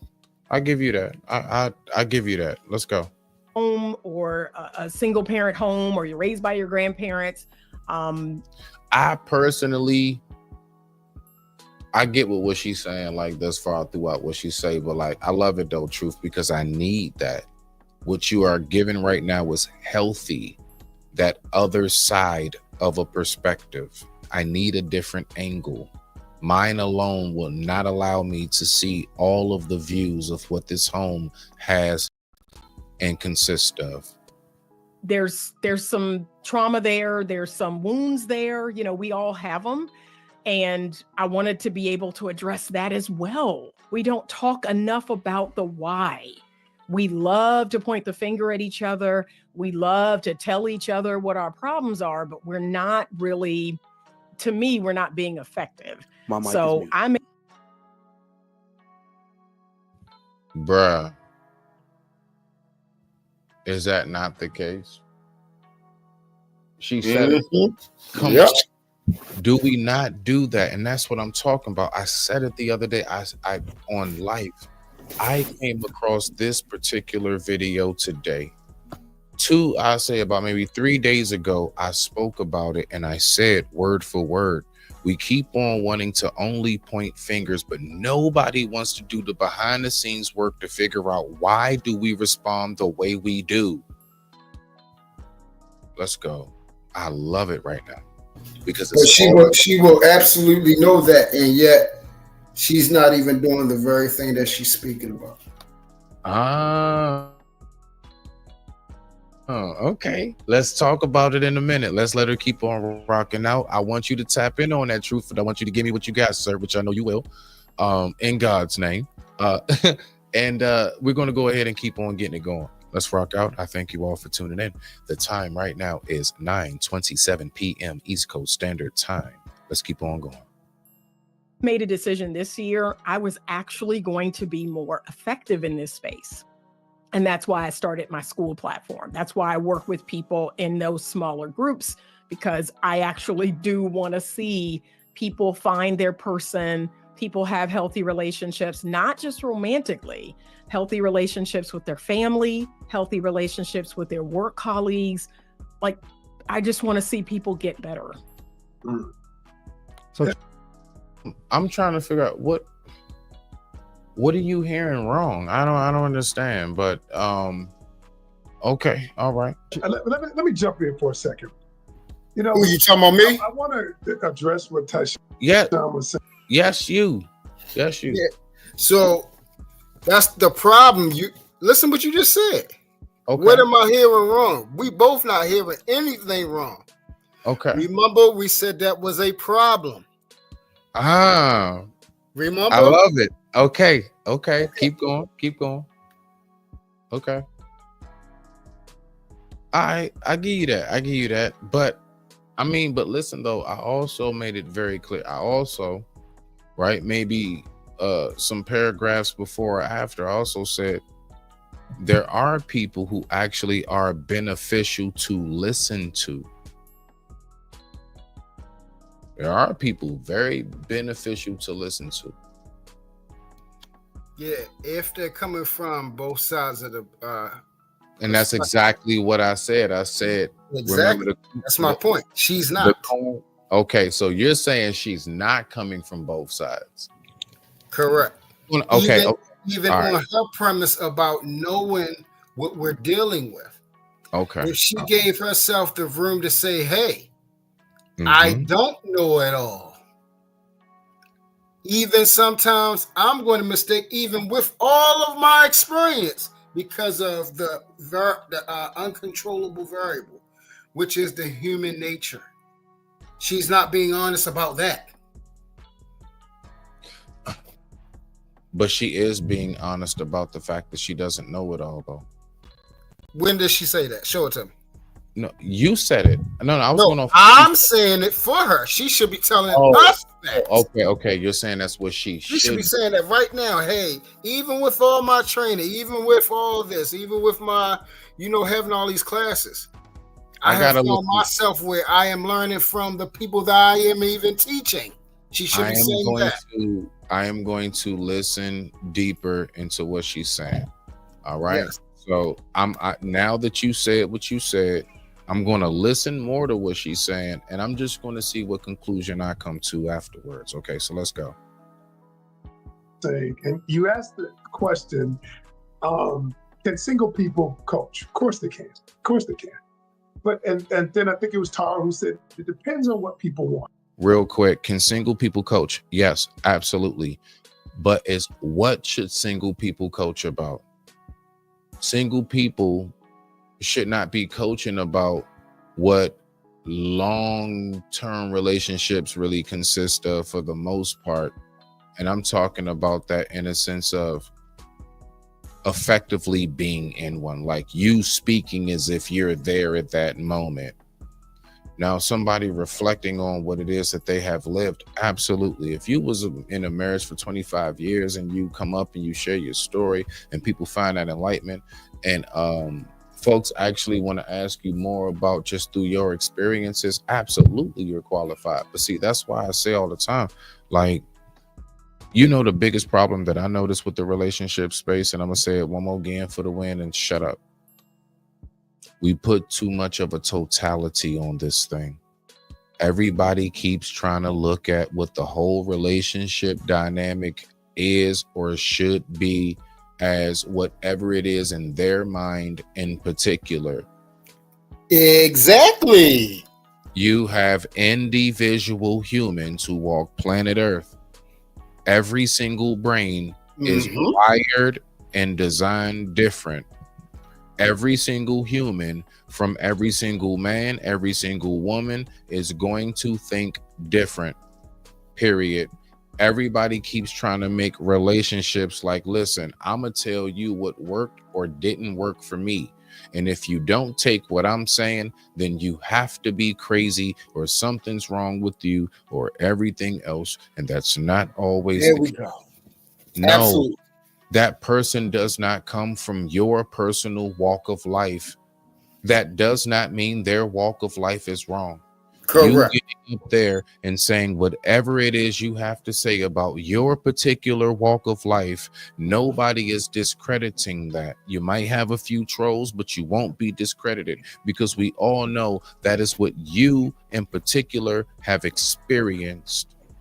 So if somebody has not experienced what it is that you have experienced, how dare us with the galls to come out and really think, you know what, because you're not seeing it the way that I do, then it has to be something wrong with you, as opposed to me taking time to look at myself and recognize there is a defect in my flaw as far as my view in people and personality and what folks go through. Because how dare I think that I have a position and I have a view, but when you speak your view, for some reason, it's to be disregarded. Absolutely. My sentiments, exactly. I just said it in a shorter form. Now, I want you to hold on to this thing I'm about to give you right now for the duration of this this thing you're about to go over. I don't know how long you're about to go over it, but probably about 15 minutes. Hold on, Right. let me see what we at. We're at boom, and it's at 3. Yeah, because I want to do half. I'm gonna do half today, so it's 307 in total. So I'm gonna do half of that. right. So I want you to hold on to this thing I'm about to give you. They're constantly asking about who can give their advice. This question right now is, can single people give advice? Yes. The problem is, now this is the caveat. Can single people give relationship advice? Yes. The determining factor is, what type of relationship are we talking about? And if it's of longevity that leads to marriage, we then have to ask, is that single person single-minded? Okay. If they are single-minded, the answer will be emphatically no.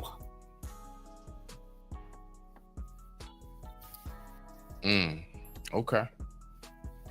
Let's get back to the video. I digress. My mic is muted. The time right now is 9:35 p.m. East Coast Standard Time. Thank you all for tuning in. Hey, Smith, I got to check on out, brother. I got that.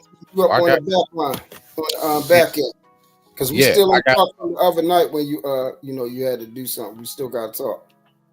You want me to call you after the show? I mean, I'll have a few minutes, but then I No, got. I'm gonna hit you up because Yeah, I had to handle something real quick.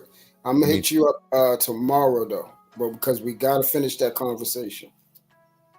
I ain't no problem. I bet Yeah. that. I'm holler All at right, you. Respect to you. All right, now let's get back to it. And let me go ahead and do this. I digress. My mic is muted. Wow. Let's go ahead and see what we got right here.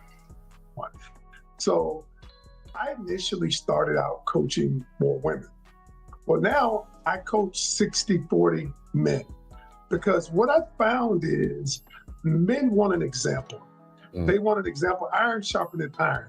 They want a man who has experienced temptation but didn't cheat. They want a man who has navigated communication with the spouse when at first it wasn't working out. And they want somebody. Did you hear that?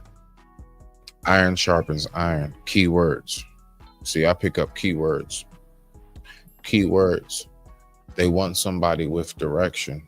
Keywords. They want somebody who has learned how to work it out. Keywords. Let's keep going.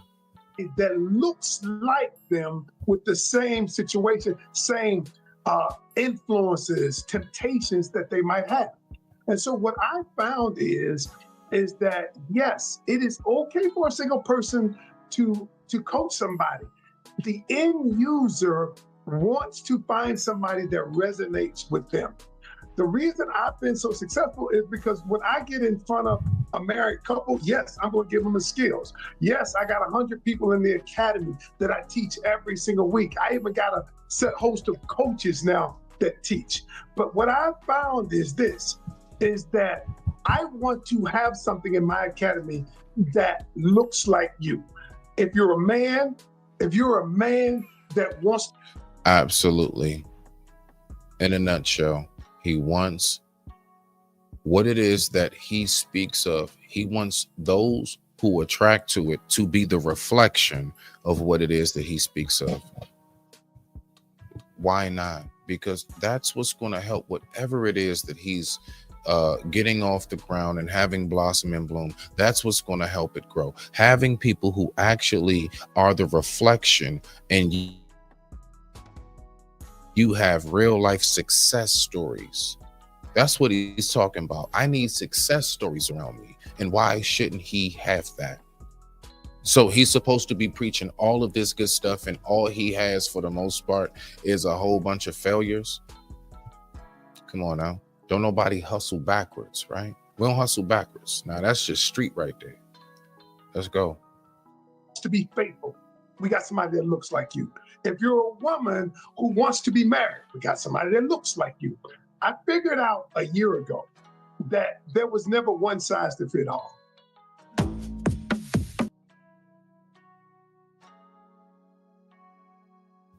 Get that 1 second. 1 second, people. I apologize about that. I thank you all for tuning in. The time right now is 9:39 p.m. East Coast Standard Time.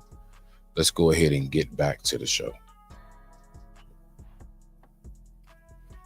Who I was, and I said, and this is where a lot of people in the space get it twisted. Collaboration is the new capital. I bring coaches together because I realize that I can't coach everybody. I don't resonate with every single person, but what I can do is create a platform where somebody in there can resonate with the abuse you've been through.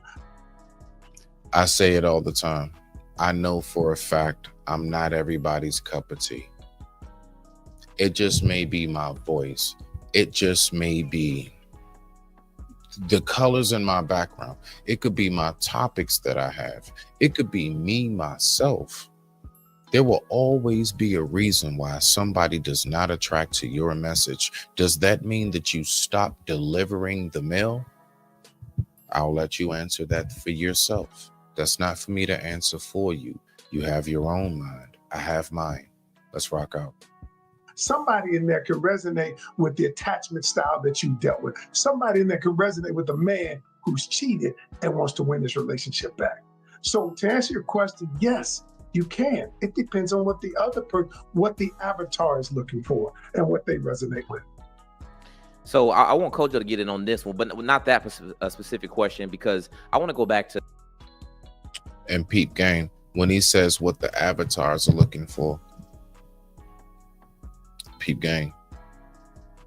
Some of the themes that Keita Rose spoke about, because I think those are very important. And by the way, did everybody hear Keita Rose speak? That's on the panel right now. Yep. And audience, listen, because I know Keita, she took us back to Harley Initiated year 1 with some of the language, but that's okay, because it was a point for us doing that, because I think some of those themes that she talked about are very important to discuss. One of the things I want to talk about is allegations that I would imagine come along with every relationship coach, particularly male relationship coaches, in terms of the actions that they take, offline with how they deal with the actual women that might be a part of their crews or a part of the audience. So I want to start with Kojo on this one, because being a single relationship coach, do you think, just honestly, do you think that's an inevitable conclusion for the single relationship coaches out there, that eventually they will end up in some level of drama that has to do with their interactions with their female audiences? I can't say that 100%. I think we're talking about human beings who are fallible, and that comes with whether you're married or whether you're single. It comes back to your character. It comes back to your training. I like to give a biblical story. King David, because King David did not sort out his own issues on a psychological level when it comes to his daddy issues. You saw that when he became a king, even though he was married and had many wives, he still stole Bathsheba. Why?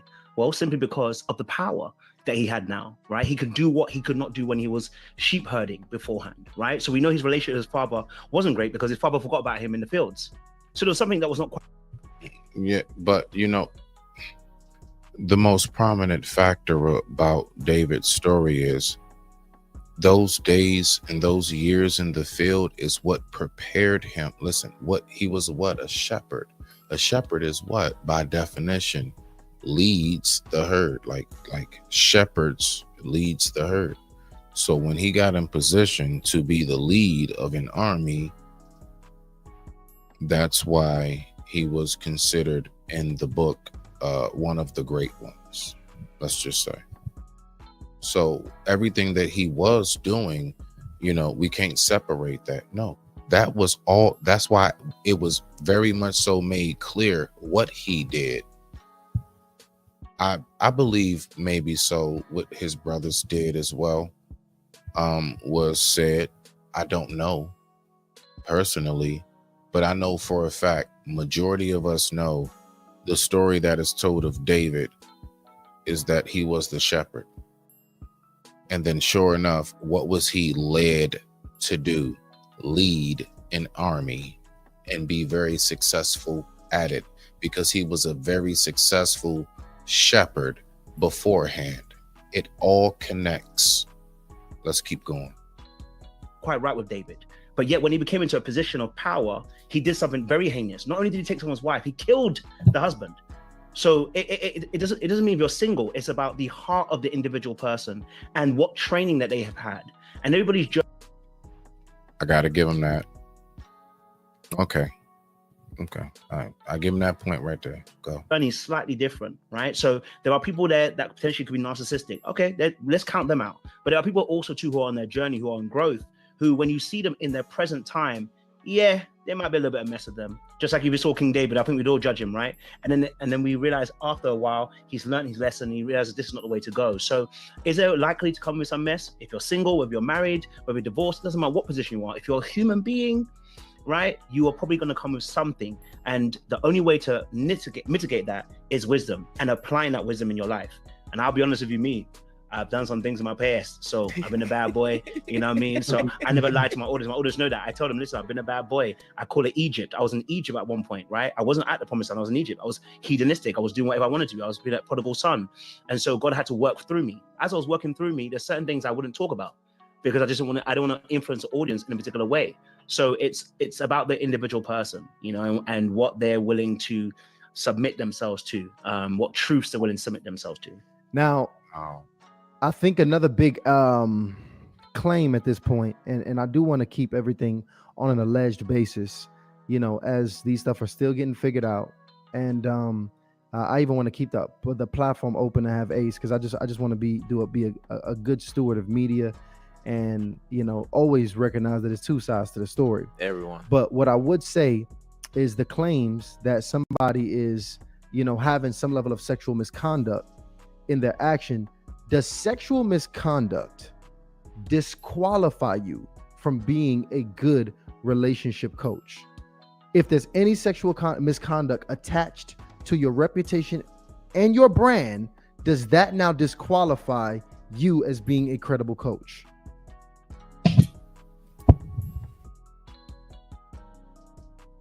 Wow.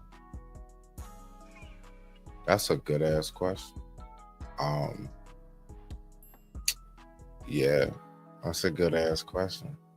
Let's go ahead. We're going to get through this last part, because that is like the perfect timing, I believe, because I wanted to end this off at 10 o'clock, because I want to end it off at 10 o'clock. That's it. All right, let's go. I think it makes you a bad example. You should want to be a good role model. And it's just like we hold a pastor to a higher standard. We hold a judge to a higher standard. We hold police officers to a higher standard, just like Keita gave that example. Right. And yes, you should be held to a higher standard. I know I am as a therapist. My life is not a mess. My life is rather boring. And, you know, I share with single women, like, yeah, I'm in a season of being very content. Yeah. And, you know, I have a lot of great friends and a lot of hobbies and interests, but peep gang. I told you, it's just those words. All right.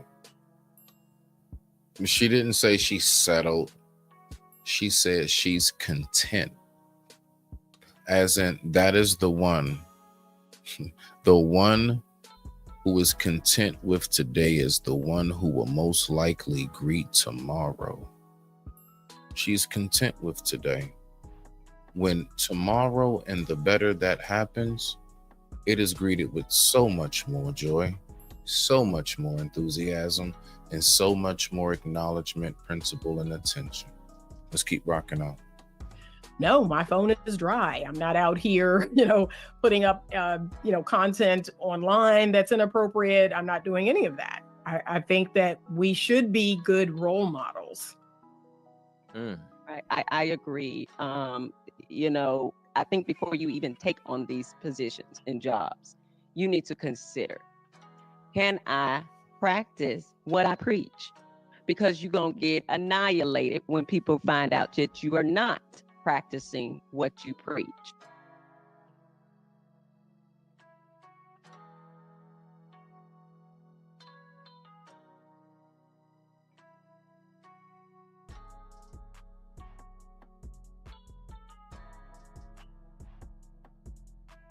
I strongly considered before I did a podcast, like, you know, you're going to have to walk a very thin line.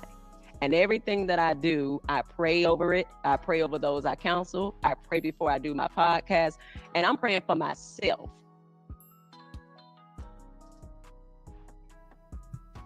Right as I paused it. Right as I paused it.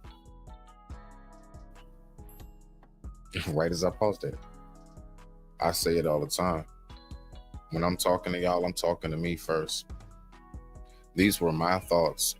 Before you hear whatever word comes out my mouth, I had to think it first. That was for me before it ever was for you.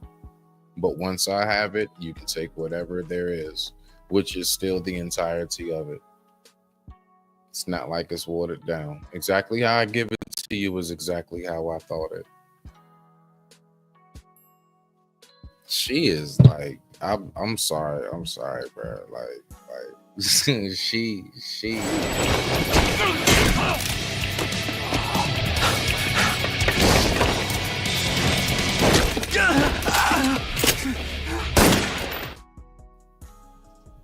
And I'm praying for my husband and I'm praying for my family. Like, Lord, don't let me be a sacrificial lamb while I'm out here trying to help people, because the enemy will come for you when you're trying to help people. You're trying to heal people. You're trying to push against what the enemy is trying to do in people's marriages and their relationships. Oh, it comes with its own level of warfare. And I would tell anybody, be very careful playing with something like this, because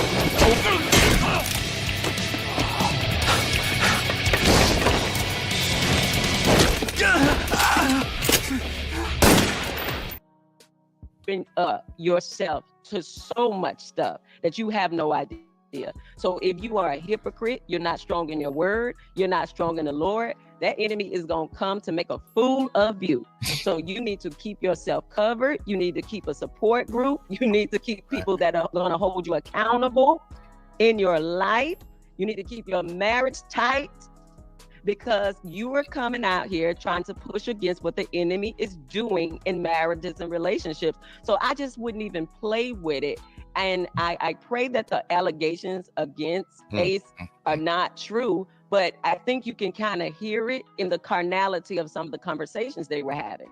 It's like, I never ever thought that he was someone that was in a committed, close relationship. I don't even think he pretended to be that type of person, to be honest with you. I don't think she told anything that anybody was particularly shocked about. Right. And that's not to get on him. That's just what the show portrayed at times. It portrayed a lot of single people that seemed like they were still trying to figure it out. I didn't hear a lot of talk about being Christian and walking a thin line of monogamy. I didn't. Just in case today no one gave it to you, I would like to give it to you, and this is for you.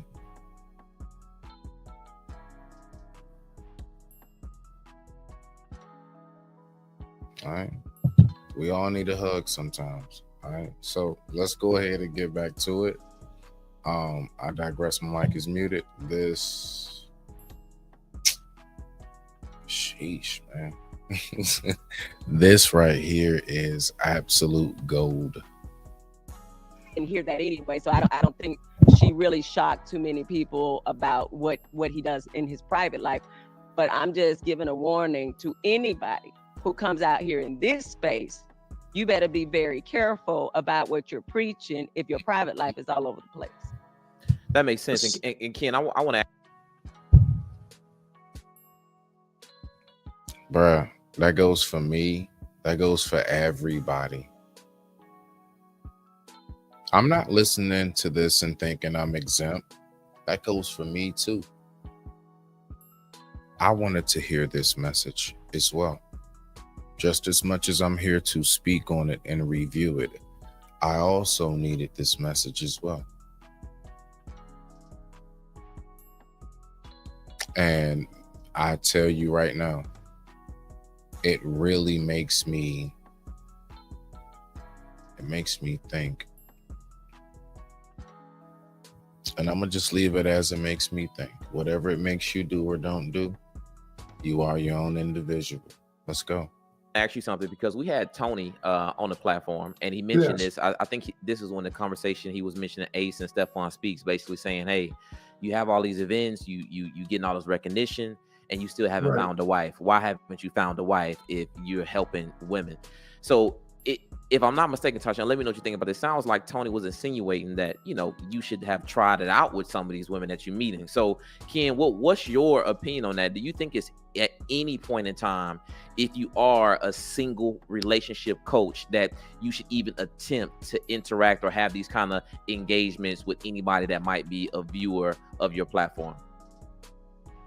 Yeah, so let me go back to the initial. I'm gonna answer that question, but I want to go back to the first question that I think I'm gonna disagree with my panelists here.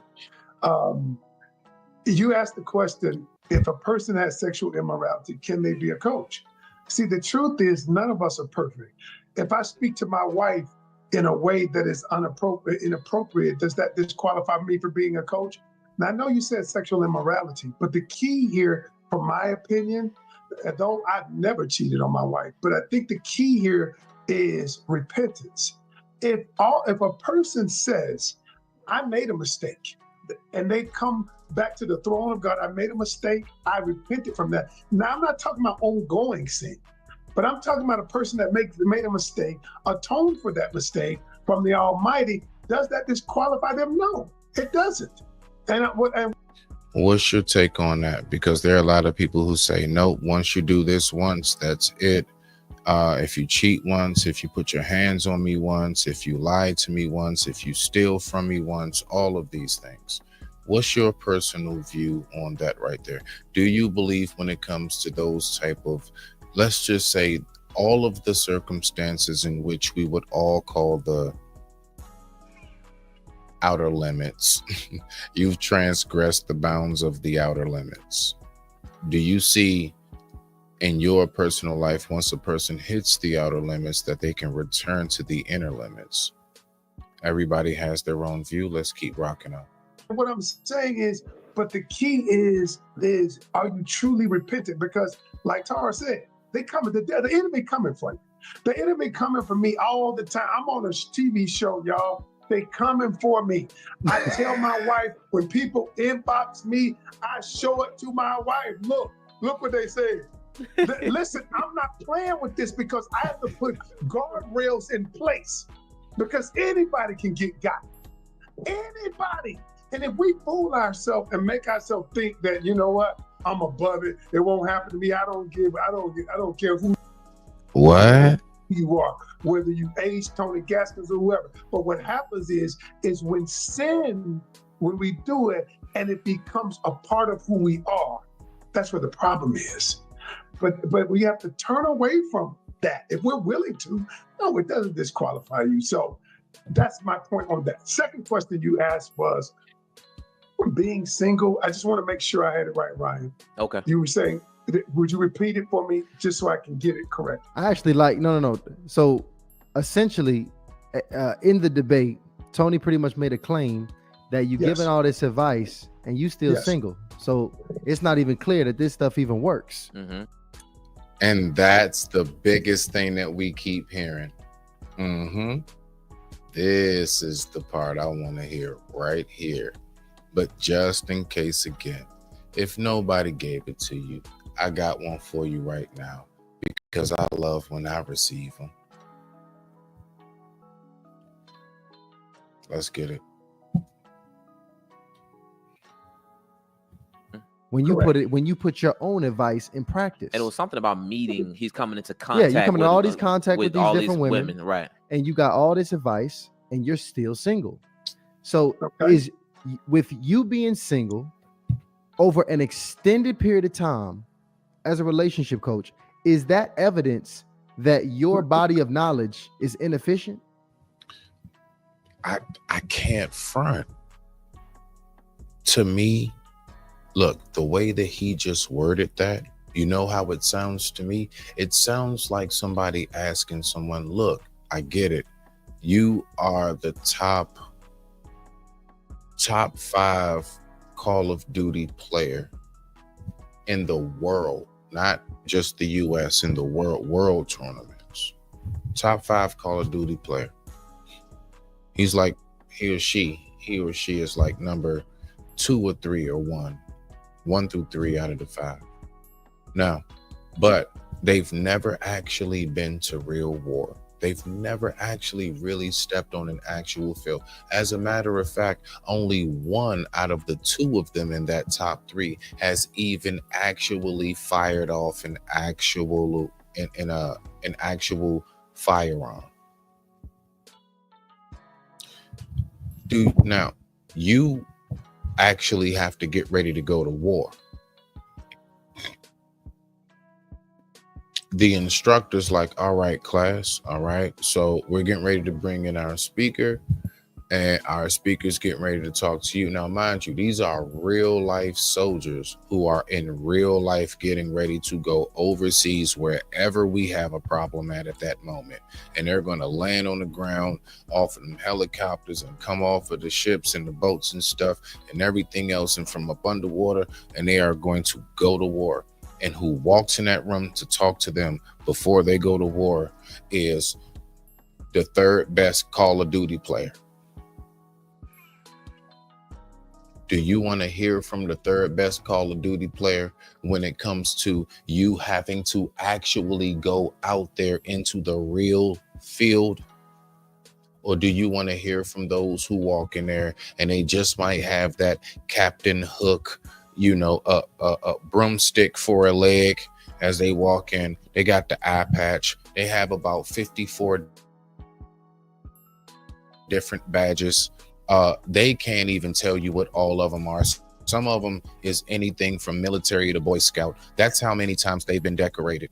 And they have real life done this. And as they talk to you, they point at you with a hook. That's right. It's just a hook. They got an eye patch, a wooden leg, and a hook. And then they just rip their shirt open and show you how their body is like Voltron now, because they had to have so much surgery, but they're still here. They made it. And you know what? Throughout that speech, you would think that they would be so disgruntled. You would think they would be so heartbroken and just angry. Nah.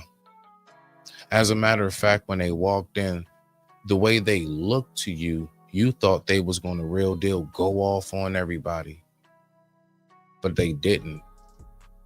They just calmly taught you about what it is that war consists of. They calmly taught you about what it is that you need to be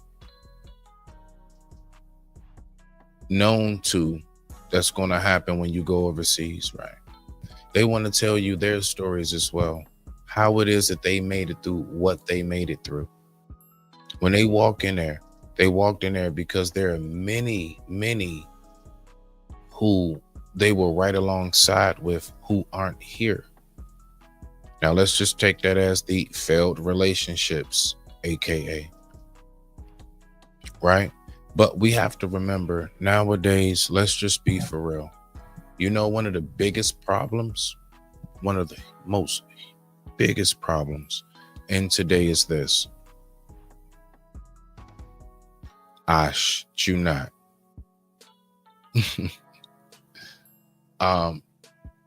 Folks too much want to impose what it is that they believe that everything should be, as opposed to what it is, considering the circumstance. Let's go.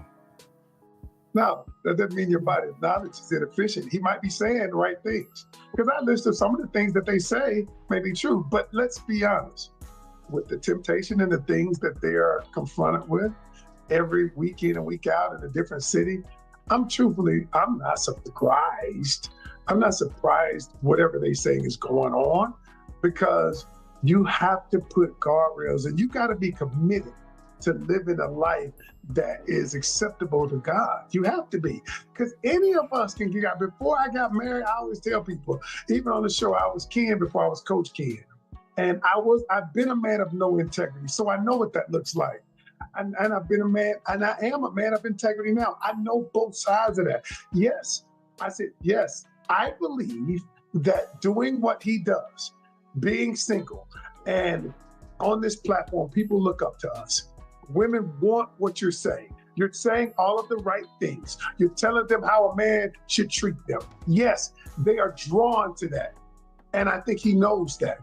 And if his heart, I don't know where his heart is, but if his heart isn't pure, then that's going to invite all of the temptation there is. So, you know what? I can say, yes, you can do it, but your heart got to be in the straight. You got to put, not only does your heart be towards God, but the second thing is you got to put guardrails in. You got to put accountability measures in. Because if not, look, like I said. Do you even believe in the product you're selling is what I'm. Now, that's a good question. Does he even believe in the product in which it is that he is selling?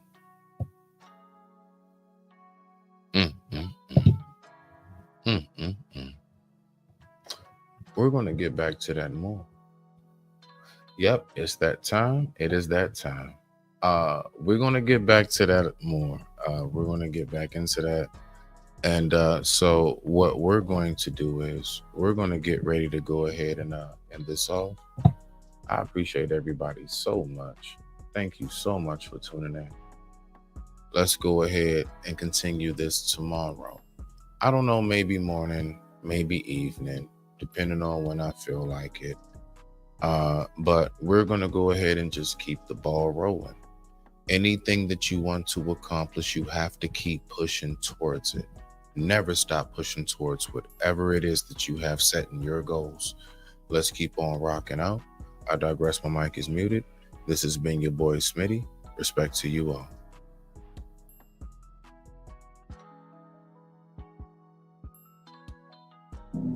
Now what you in a rush for?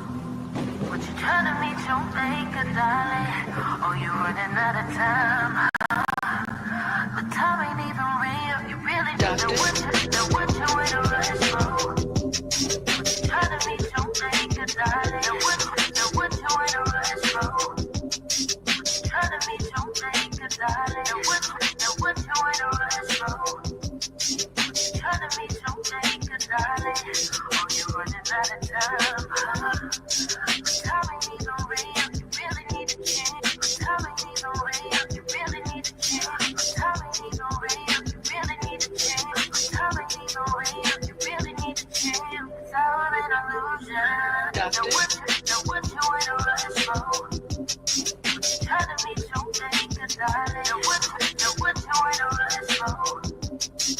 Trying to meet your maker, darling. Now what you in a rush for? Trying to meet your maker, darling. Oh, you running out of time.